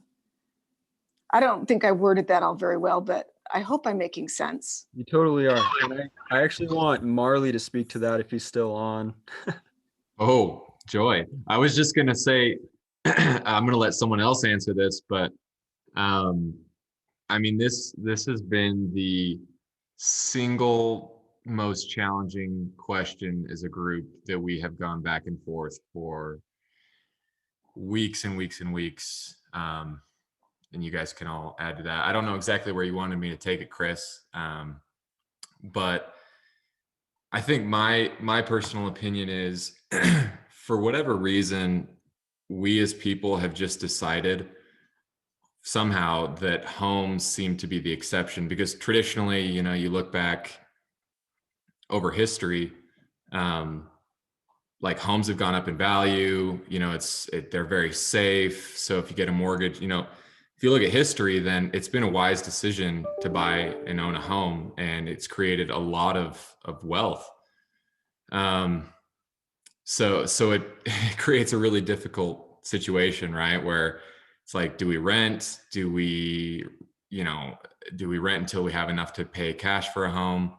And I think this is a question that I personally, and I'll have maybe Chris and Jeff and the rest of the group add their comments, but I sold my home, or my wife and I did, she's here now with me.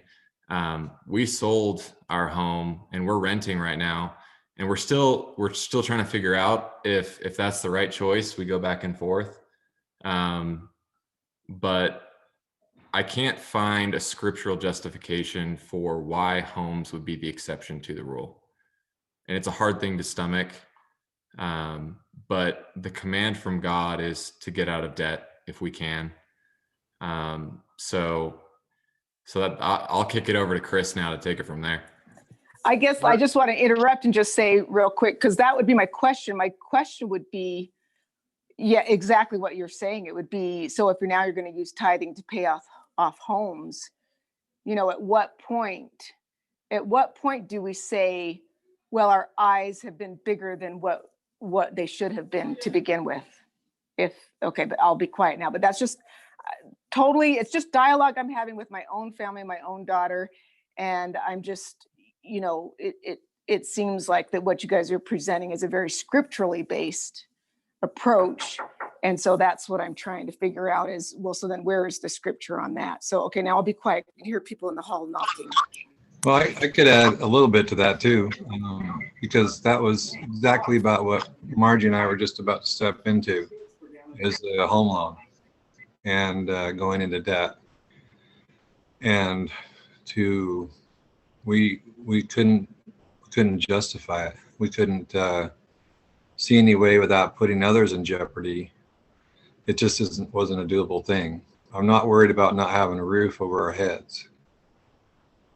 The Lord's never, he's always been, throughout my life, he's always been faithful when I'm faithful. And it's easy to not be faithful. So when I talk about coming into this in the beginning so that I can be more accountable, it's easier to sin and it's easier just to brush it off and it's easier to not think about things. And I literally have done that and gotten myself into a pit. And then there's things like you say that are out of your control health-wise. And there are reasons for those too. I've treated my body badly for years and have been through a lot of things, but ultimately it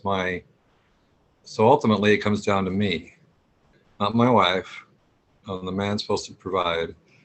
And in my view, anybody that's able to contribute, I think it's in, is it in Romans where it says, if a man doesn't provide for his own family, he's worse than an infidel and denies the faith. I mean, I was definitely looking at that exact question. What do we do? So we need to be, in my view, I need to be more wise. And we almost stepped in it going into debt. And now we're not, so we're going to rent. Marley, is on the other end of that spectrum where he made a huge sacrifice, he and his wife and his family, and they sold their home because they couldn't find a justification for that. And that's manifested itself in this experiment differently to every single person, but every one of us have been blessed. And I find that fascinating. From the richest among us to the poorest among us, we've all found a way to reconcile these things, because the idea going in is that we would be able to at some point be on equal footing and equal standing with each other. Then we could contribute. And we're still working on that. We're really close, but there's still more to do. We're not at the point where we're within our fellowship and in our family, in our group, in this experiment, that we're still standing on equal footing. So a really good question, Karen. So Nathan Quigley, you asked on the chat a long time ago to ask a question. Can I kick it to you first, and then? I think we're gonna go with Adrian and then Nate. Oh, okay, sounds good.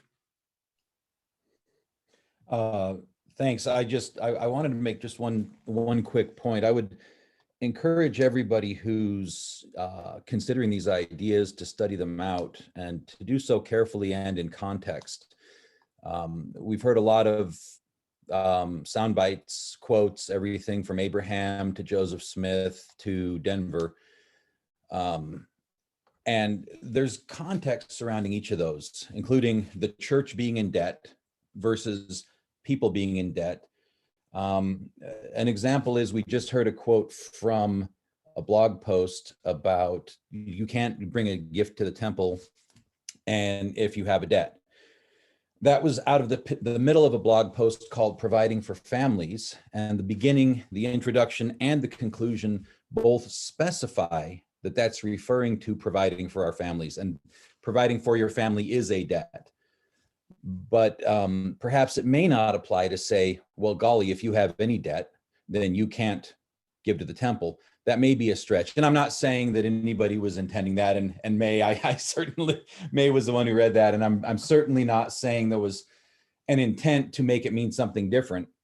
What I am saying is all of these quotes that are getting put in the comments and that are getting listed should be carefully considered in context to see how they apply to us personally. we've been told time and time and time again in this call that we are commanded to get out of debt. I'm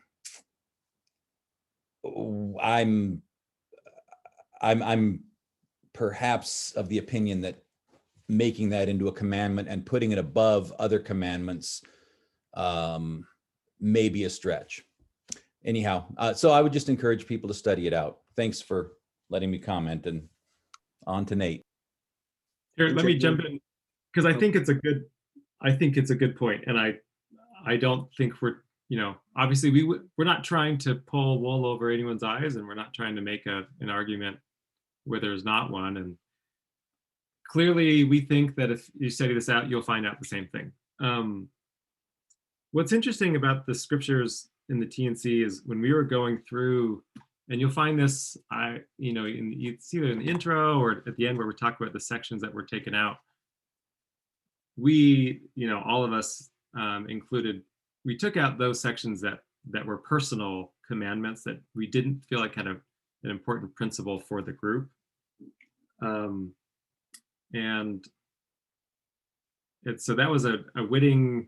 There are some things that were there I didn't realize until more recently. The question is why is the T&C the way that it is? Is it simply a history of people that failed, or is it perhaps instructions given for us so that we can succeed? I think maybe that's a dumb question to ask, because I think everyone would say, well, yeah, of course, that's for us. But we can read the T&C as history and, oh man, they should have just known. Or maybe we can read it and say, well, maybe that's for me. The intro of the T&C does say that that we see this scripture as a guide on how to achieve Zion, despite the failures. And so I think the scriptures are worthy to be used to get us ready for Zion. And so I think that's what Adrian would say too, that last point at least. All right, sorry, Nathan, you've got kicked around a couple of times. Oh, good, thanks. As I've been considering the practicality of getting out of debt, and I guess in particular mortgage debt, I look at the two scenarios I can do to house my family, because that is a responsibility for me, is either to rent, as many people do and as I have done in the past, or to own a home, which I don't have enough cash to lay out to buy my home outright, so I did get a mortgage. And I guess in the last almost 2 years since I've owned my home, we've gained significant value because the housing market has increased. And one could argue, well, that's a gamble. It could increase and it could also decrease, and that's true. But on the whole, as others have said, homes appreciate and gain wealth. They're a secure, if you can call it secure, as a secure asset as you can invest in. So I'm thinking of that logically. If I was to avoid all debt at all costs, then I would have foregone the appreciation in this home.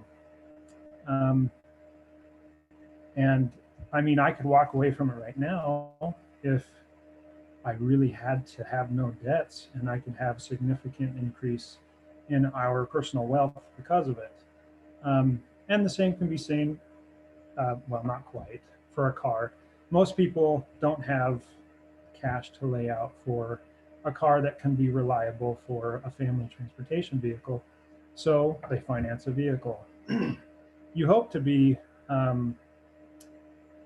positive, not underwater. So like you said, Jeff, you sold your truck and paid off the loan. The way Lacey and I have our car loans right now, we could sell, I guess we only have one car loan, we could sell it and walk away with cash in our pocket. So I guess I asked the question to myself, am I really in debt? Because I can sell my car, I can sell my house, I can walk away from all of it with cash in my pocket.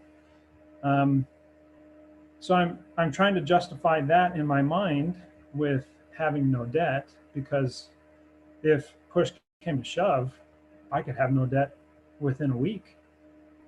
And then I guess coupling that back to just the way that we structure debt in our society. We do it through legal instruments, debt instruments. Both parties have to abide by the law, which if they don't, either party can be fined or go to jail or suffer consequences. So I guess I feel secure because I have legal protection. If I hold my end of the bargain, which is to make a monthly payment. And if I make my monthly payment and have excess after the monthly payments are made, then I feel at liberty to do with that as I will, to either pay 10% of that increase as tithing or give free will offerings or what have you. So anyway, those are the questions I'm asking myself as I've listened to your presentation. And I don't have hard answers for those. I just wanted to voice those questions. No, those are, and I'm not going to claim to have hard answers for those either. It's interesting when you look at the restoration and the role of debt. I haven't gone through all of Joseph's court cases. I mean, clearly he was tried for a couple things, right? Once was healing a guy. I think that was his only conviction. But the majority of the cases brought against Hiram and then Joseph were because of debt. Joseph's parents, the Palmyra home, they had already contracted with the Knight family to pay off their debt the following spring with their winter wheat, which was growing great. When Joseph and Joseph went to go get Emma for their little marriage thing, someone that had helped build the house went to the creditor and said, "Hey, look, they left, they fled, they're gone." He found some gold plates, some Spanish Bible, I think is what he had called it. And the creditor, upon hearing that, sold the debt to these guys for really cheap. And so the guys immediately went there and came to Hiram and to Lucy and said, "Hey, get off our property. We now own the debt." And so the Smiths were left without a way to, without a home in which Joseph could safely translate plates. They stayed on Palmyra for a while trying to fight it in courts, ended up having to leave. Family moved in with Hiram. That was hard because he had a new baby in a tiny little cabin. The Saints almost lost the Book of Mormon because of debt. They almost lost the Book of Abraham. These are like, there are creditors there and it's a small debt and it's like, no, just give us those Egyptian mummies and we'll give it. The Kirtland Temple was lost, or a lot of these areas were lost because of debts that the people had accrued. And there are lots of interesting things there. I think what I think is here, because like you said, I could walk away in a week, and it's like, well, not really with a home, right? Because it takes a while to sell a home. Even if you sell the whole house in a day, it takes a while to get the cash back from the home, right? It's probably at least a 60-day process at the very least. But if you were slightly upside down, or if some other things were going on, it could take 90 days, maybe to get that whole process settled out. The thing is not to do anything in haste, but you could see a situation where if you waited and the call came to go, you might not be able to go, or you might not be let in because leaving would defraud someone, or potentially, even though there are things there, if the market falls, or if, right, there's easily situations to believe now that we've all seen what COVID has done to the world, where suddenly those debts, or what you think counts, is not as helpful. The Peril of the Unjust Steward, I think, is really interesting here, because we have the Lord talking about getting out of debt, and he then says that he who is faithful in that which is least is faithful also in much. and he who is unjust in the least is also unjust in much. If therefore you have not been faithful in the unrighteous mammon, who will commit to you or to your trust the true riches? If you haven't been faithful in that which is another man's, who shall give unto you that which is your own? No man, no servant can serve two masters. Either you hate the one and love the other, or else you will hold to the one and despise the other. You can't serve God and mammon. We can't serve both. And if we're in debt, at least the way I'm reading this, you're not serving others. What's interesting is the next paragraph says, and the Pharisees also who were covetous, and that's a line Joseph adds to the TNC. He adds the who were covetous. I'm 90% sure now that I'm saying it. Anyway, well, we'll see. Either way, this is what it says now. And the Pharisees also who were covetous heard all these things, and they derided him. They're like, oh, what are you talking about? And he said, you are they who justify yourselves before men, but God knows your heart. That which is highly esteemed among men is an abomination in the sight of God. It might be that something that we think is a good idea is, a wise decision. Suddenly, or maybe at some point, it will not be. And so debt is a sign of covetousness. I don't believe that, I honestly think that the Lord has veiled this to us until now for the exact reason that you talked about. Because every person that I know that owns a house in Utah and Idaho over the last 2 years has seen a huge increase. And so maybe you're supposed to stay for another year or 2 or 3, right? No haste. But it's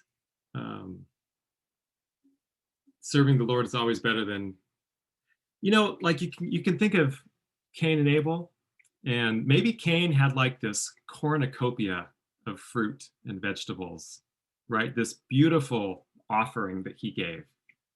And maybe Abel just had a skinny little lamb. But it was the sacrifice matched exactly what God had asked for. And so the skinny lamb trumped the great cornucopia of fruit and vegetables, and the thing that didn't match. And so maybe a small offering done in the right way is better than a large one done the wrong way. I don't know. Yeah, and if I can just jump in, I'll try to keep it to like 30 seconds. Just adding my 2 cents to your question there, Nate, because I think I relate to you a lot. I've made most of the money that I have to my name through real estate, owning a home, and that's actually my job. I'm in real estate. I'm not a realtor, but I've seen how much wealth can be created that way, and that's been the toughest hurdle for me to get over. But I think what we have to grapple with is, just because it has worked before and usually works doesn't mean it will always work. And I think pretty much everyone on this call expects at some point that the shit's gonna hit the fan. And if the world goes into chaos, selling your home becomes extremely difficult. I mean, even at a fire sale price, right? I mean, if things are going down the drain, they go down the drain fast. And so maybe you owe 200,000 on your house and it's worth 400,000 today, and you're in a great position on paper. That could change so quickly. And if your home value drops to 100,000 in a matter of a few months because things get that bad, you still owe that 200,000. And maybe you have 100,000 in the bank to pay it off and make your debtor whole, but maybe not, right? And so maybe they foreclose and they take it. Some states, they can come after everything else you have to try and make themselves whole. Or maybe you declare bankruptcy, but then you're not making the person that lent you money whole, and it's not just. So I'm not giving like a full answer, but these are just some of the thoughts that I've had that make me pause for a minute and say, is all debt, I think we would all agree, like credit card debt to buy a brand new, I don't know, Rolex watch, probably unwise, probably bad debt. A mortgage on a home, for some reason, it is harder to grapple with. But I think those examples, at least, are thoughts to ponder and take to the Lord. One more thing that I'd like to add to that is, this is definitely the hardest question to answer. Is anything, all of this concerning mortgages? Like, we have text threads going where we have like 100 texts per day about this subject, just back and forth, trying to figure it out. And anyways, hard subject. Nevertheless, if you do accept that mortgages are bad debt, or all debt is bad debt, if you just for a minute, just imagine that, it might make you live within your means. I mean, if you couldn't get a loan on your car, you probably would have purchased a cheaper car. That's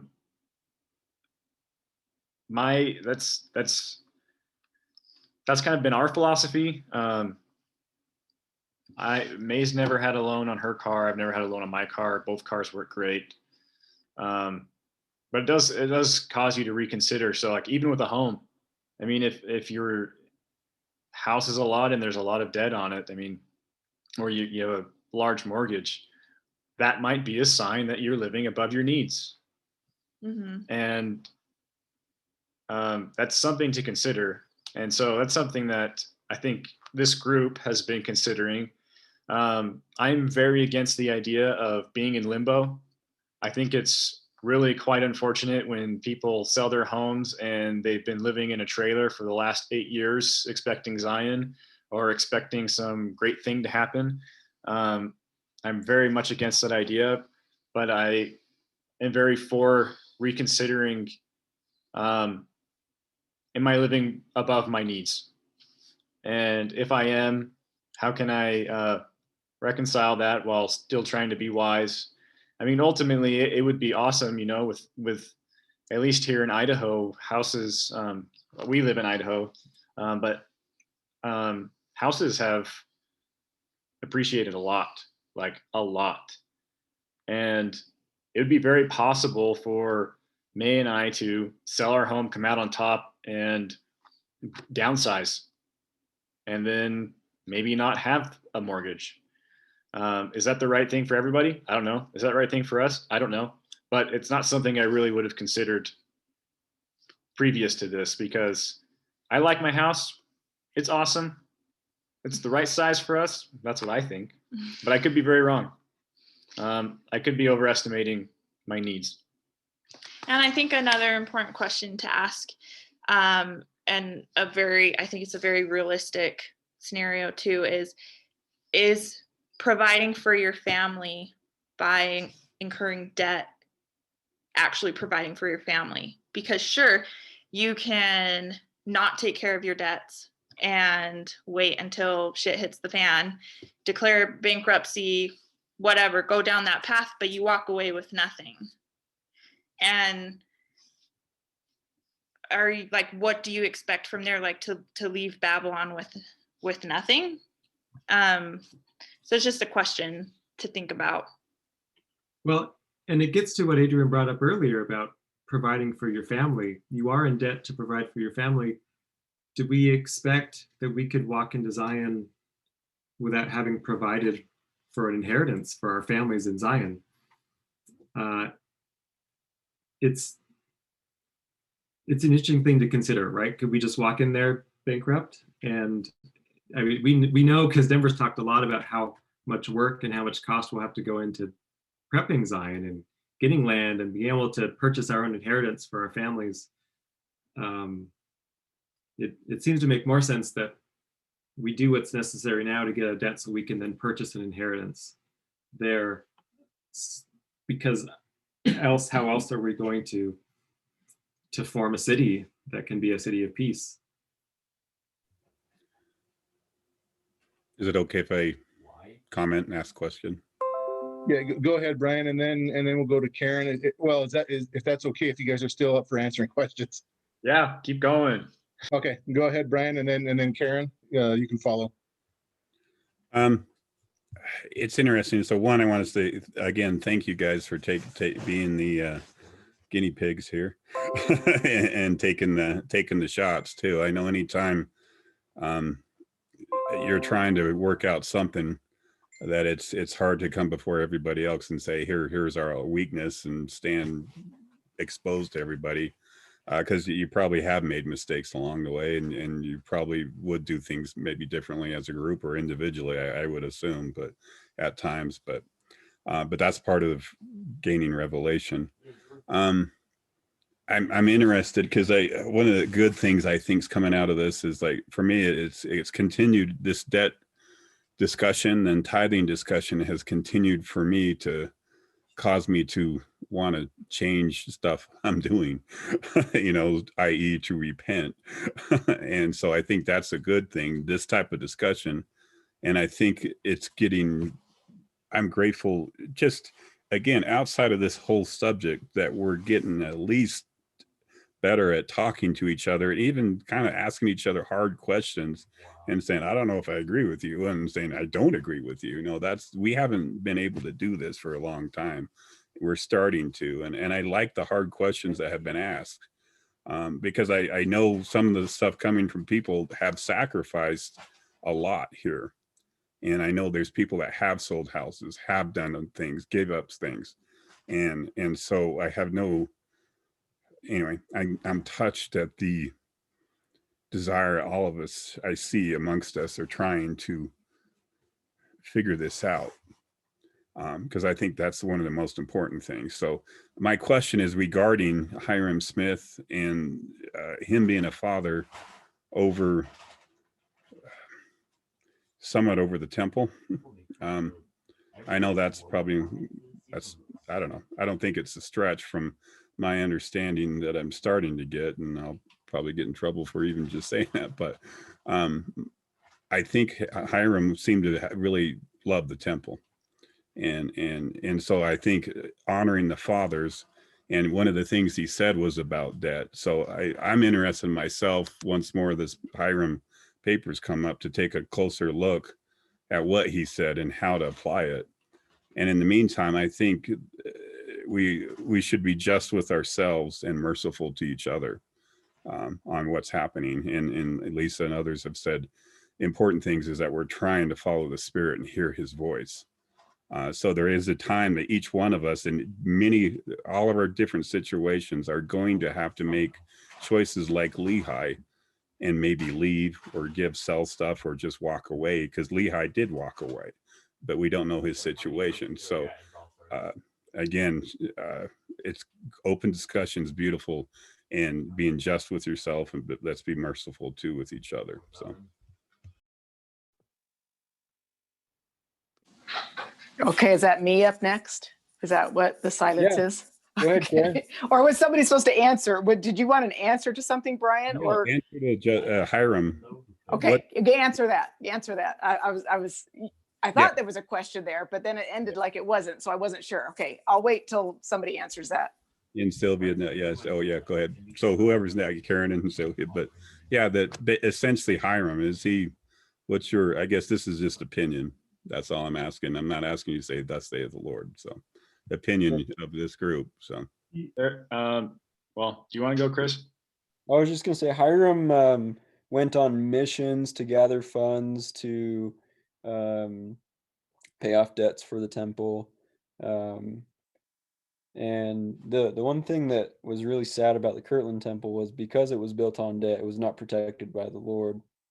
And things that are in debt cannot be protected by the Lord. So yeah, Hiram, one of the big things he did in life was tried very hard to pay off all church debts. And that was a command given to him, Sidney, and Joseph in one of the sections of the TNC. So anyways, does that answer your question a little bit, Brian? Thumbs up, thumbs down? Cool. Okay, I guess that means we're going to me. Is that right? Okay, I am listening to what everybody's saying so much that then I forget what it was that I raised my hand, what I wanted to say. I thought I had something good to say. And then I'm like, wait, now I can't remember because I'm so intently listening to other people. But there was a couple things and I'm only remembering one. And that was kind of, I think what Marley was saying, along with the lines of what Marley was saying. And that is that we talk a lot about debt and owning a home. This is going to this question of, okay, so if we're going to be strict about no debt, then do we need to reevaluate what we're doing with homes? And Thackeray said something about, well, people will sell their home and then they're living in a trailer. There probably are people doing that, but I think you can rent a decent home at the same price that you're paying a mortgage for. But my point is that what I'm noticing is that it seems like the laws and things that we've been accustomed to may not be the case going forward. Today I was looking through my emails and I get stuff from Glenn Beck, and I was reading how one of these people, one of these shows, this Joy Bar, anyway, one of these liberal women shows. There was the woman named Joy, and then another guy that got on there, and they were talking about the Republicans. Boy, these Republicans are terrorists. These are, they're literally equating us to Hezbollah, right? And I'm watching the writing on the wall, and I'm thinking about the sign that we just had of Jupiter and Saturn. And I'm thinking along the lines of what Adrian wrote, about this is really important, that the signs in the heavens are manifesting to us that the time is short, the time is upon us, right? And we know that we have that as a command, even if we haven't gotten the command yet. I'm not of the mind that Denver's even going to tell us if it gets one. I think it's like the fly on the horse. We were told back in 2018, it's coming. We've been told, we've been warned, and we're to act as if, okay? So we do have that command. We also have the command of the dead. I agree totally. But I'm just thinking that maybe we ought to prayerfully reassess all of our thinking, because as I think about the Jupiter and Saturn thing,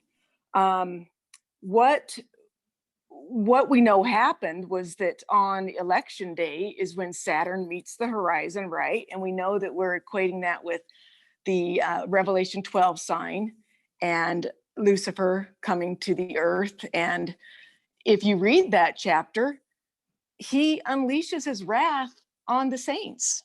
That's who he goes after first. The group that he comes after first that has to be taken to the wilderness for protection is us, the way I read it. And my thing that I'd like people to consider is maybe we need to set aside assuming that everything's going to stay status quo. Yeah, you don't want to overreact and do things in foolishness or haste and without wisdom. But you also, I think what the political environment is showing us, that the game's going to change. Laws are going to change. The economy is going to change. And like Marley said, they want to take down the economy. Anybody who really follows knows that they're after this global communist takeover. They're seeking to destroy America completely, right? And that includes economically.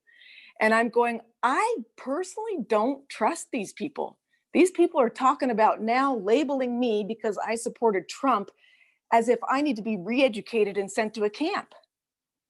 I don't trust one thing of what has been on the books of the laws of the land in this nation. As far as I'm concerned, if they crash the economy or whatever they do to wreak havoc and advance their agenda, I think we maybe should consider the fact that maybe there really is wisdom in having Babylon having absolutely no claim on you. None whatsoever. Because Karen, can I? what worked today may not. I mean, that's me being the alarmist, but okay, yeah, go ahead. Whoever was going to say I something. just want to comment before Thak. Karen, as one of those on the temple committee, it must be really hard for you to say that. to say which part? I mean, what do you mean? Elaborate. You advise people to free themselves from Babylon. As being part of the temple fund committee? Yeah. Well, Because that would be what you're saying is along what you're saying. Okay. So look, I'm going to take this two-edged sword. yeah. I'm speaking to everybody. So to me,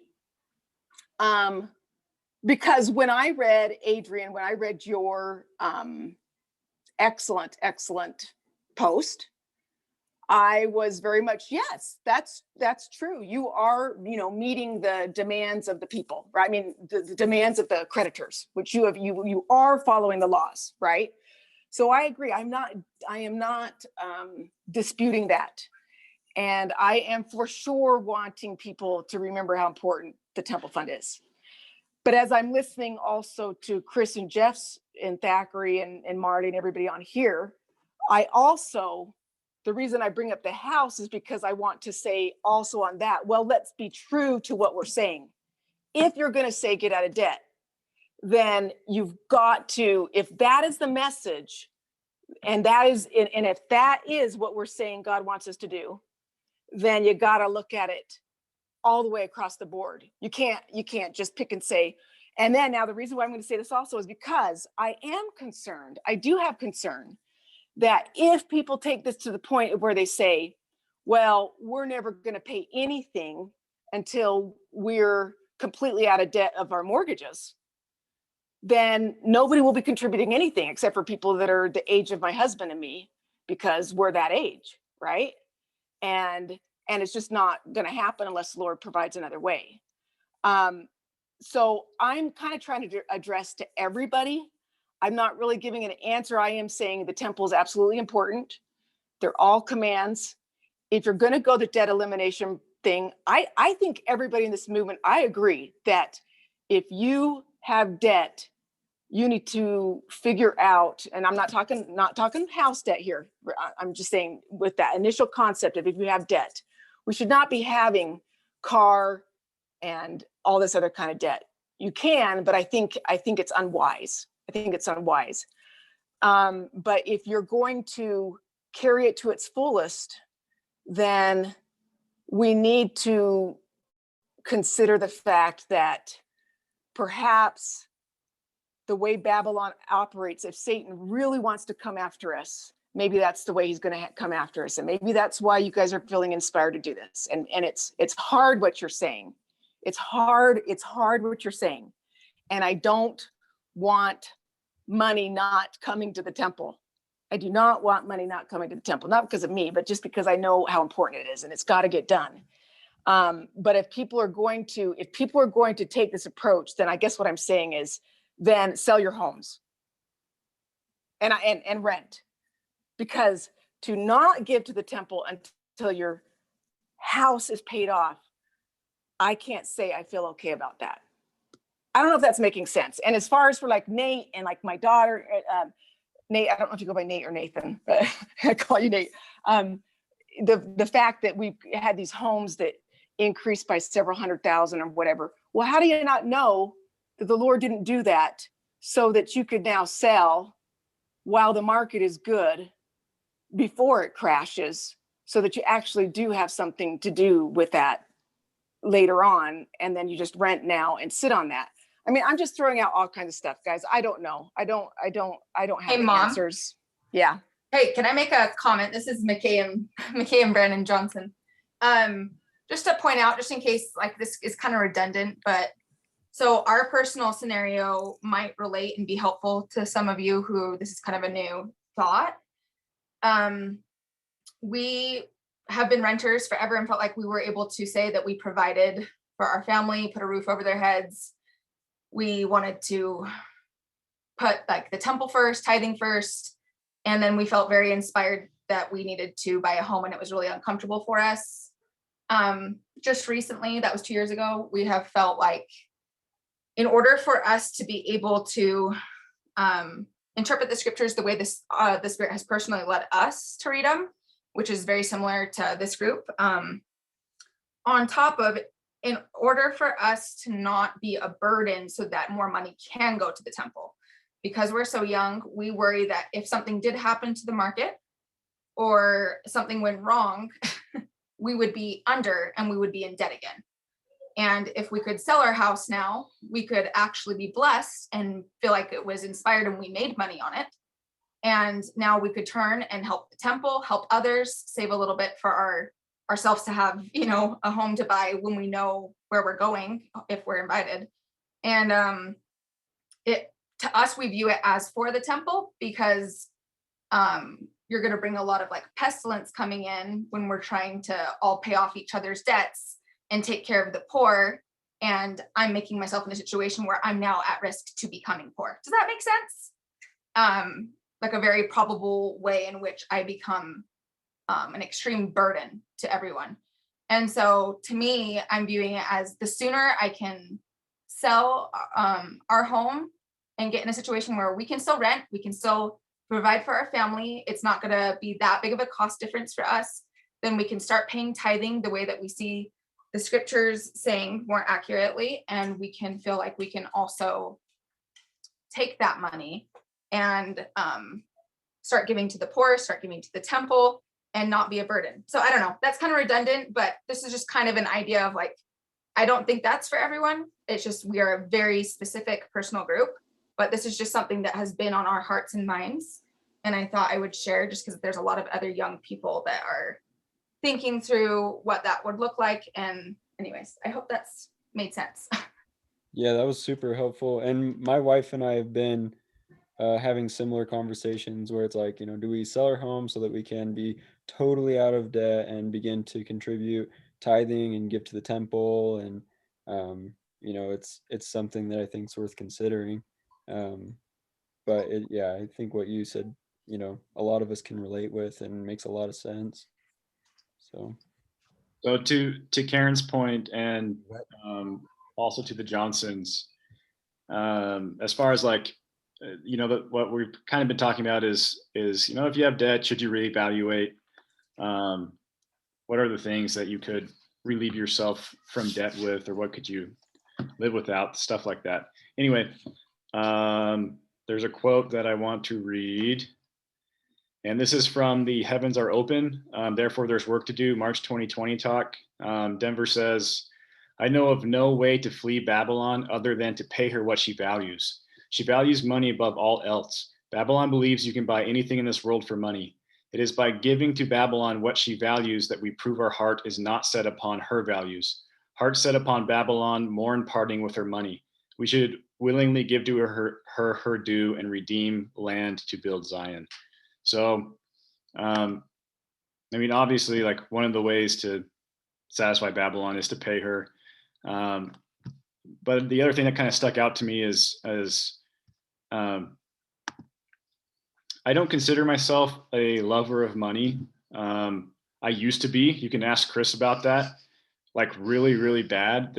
I served a mission in Brazil, and they have a term for people who hold on to money, and the term is mão de vaca, which means you're a cow hoof, because a cow hoof never opens because it's sealed shut. Anyways, he taught me a lot while I was there and kind of kicked my butt. And I learned to, what I think is not love money, but it's still something introspective for me where it says, it is by giving to Babylon what she values that we prove our heart is not set upon her values. And that's just kind of in the context of like, I really could live in a smaller home. I truly believe that, but I truly don't want to. I like my home. So, but it's something that I am now actually considering having more of a just kind of like straight view on debt, which is if I cannot have it, I should try to not have it. And I should be careful about acquiring it. And anyway, that's just a passage I've been thinking about. Yeah, and that's part of what we've all come to conclusion to in this experiment. We're just not going to go into any more debt, if possible. So, and it's just recently that we've completely come to that conclusion.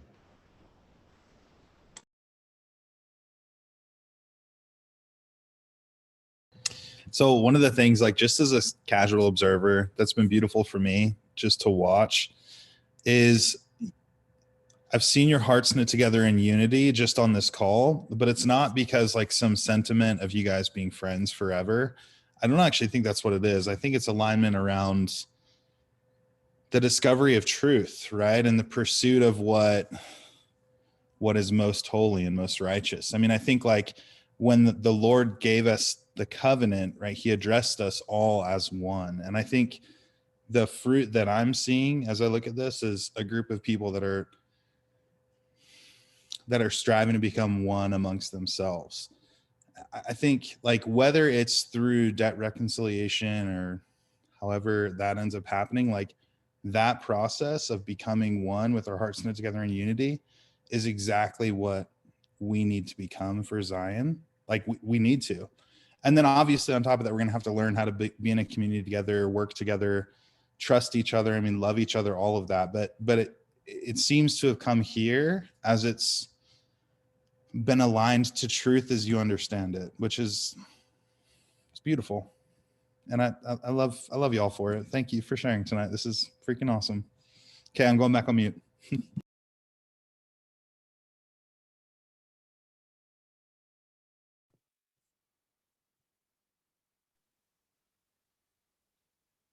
Okay, thanks everyone. I mean, before is any more questions or are we good?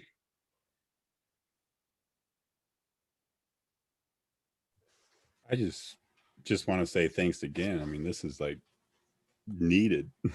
and it's, to me, it's like, this is most of all, the Spirit moves us to repent and look at our hearts.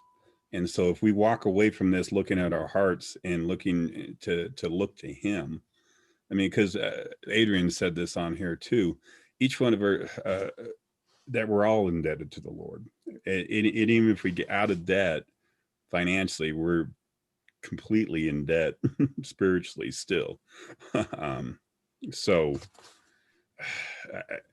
judging each other's circumstances, ultimately only God can do that for our own. I mean, because I have $60,000 in debt in student loans that I would have had paid off if my lovely, anyway, that's the government was going to forgive it in a couple of years, and then some politics got, I got in this situation. I feel like the Lord's making a way open for me now that things can open up with, if Biden's going to sign off $50,000 of debt and destroy the country, I'm like, well, great, I'll be out of debt. But but the Lord has a way to help us all. So, but I feel the urgency too of the temple. So this is a beautiful thing where, yeah, you need this is some truth here, and then here's this truth. And so great, now we got a dilemma that we have to work out with the Lord, and he can only answer for us. But anyway, but because I know the temple's got to be built, and it's not just a financial thing, it's a spiritual thing in our heart that needs to be put first, and Babylon is part of getting rid of that. But anyway, thanks guys. So Daryl, before I was just gonna, I think this is I'm just happy that this discussion has not gone the way some other discussions have gone, despite, strong opinions on either side. And I just like that we have changed in the last 3 years, because even strong disagreements should not provoke anger, nor to invoke my name in vain, as if I've been part of your every dispute. And so my only invitation is that we can do the next line, which is pray together in humility and together meekly present your dispute to me. And if you are contrite before me, I will tell you my part.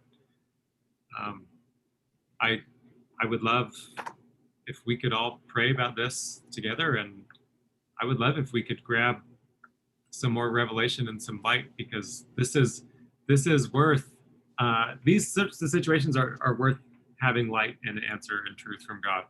And I would be happy either way if it was illuminated. Obviously, I feel pretty confident, but I felt really confident about other things too. Amen, Jeff. I was just going to say, you know, the old scripture, not running faster than you have strength. I mean, in anything that is said, everybody that says, like, as I'm giving comments, they're based on my experience and my upbringing and my, you know, whole way I've approached life. And then I've really appreciated listening and learning. What you guys have done is something that, even though I've always been a no debt person, personally with my husband and I, that's been our approach to life other than our home. And we paid it off the first opportunity that we had. And we've always just been very, very careful with that. But it's never entered into my mind the approach that you all took. And I can't say that I have the faith to I don't need to do it yet because I don't have any debt. I'm kind of the person that's like, well, I'll just be my lone person because I got enough kids that are growing up to that age where they need enough help that my tithing can go to them all day long. And I just keep excusing myself from getting into a group beyond my family. And so I look at you guys with some admiration for having done it, but I appreciate it also. I did appreciate the honesty, even though Rob, you were saying, you know, they're based on truth. I appreciated the honesty that Chris or whoever said that these are people that you've, one is your parents and other, you know, people that you've grown up with and you're very acquainted with, because it is very hard when you're talking about trying to say eliminating consumer debt with people. You know, it's not something that I haven't been willing to do it. And I've thought I've got enough stuff that I got to help my own family with. I'm not going to carry somebody else's baggage. And so I appreciate that you guys have exercised the faith to do that, but you also did it with some wisdom and intelligence and prudence. And anyway, but I just want everybody to know that I appreciate Adrian's perspective and everything that he has shared. And the thing we talk about, the parable that we learned from, like, the Guidance Standard, that parable was that when it came down to it, the Lord could see what was going on in each person's heart. And he knew what the intent and what they were trying to do and why they were doing it and what it was about their background that caused them to understand scripture the way that they did and hear God's voice the way that they did. And so I just want everybody to know that I love you, and I hope I didn't offend anybody by anything that I said. And I don't have any problem with everything anybody has said on here. If they feel that the Lord is directing them in that direction, I honestly, no judgments coming on my part.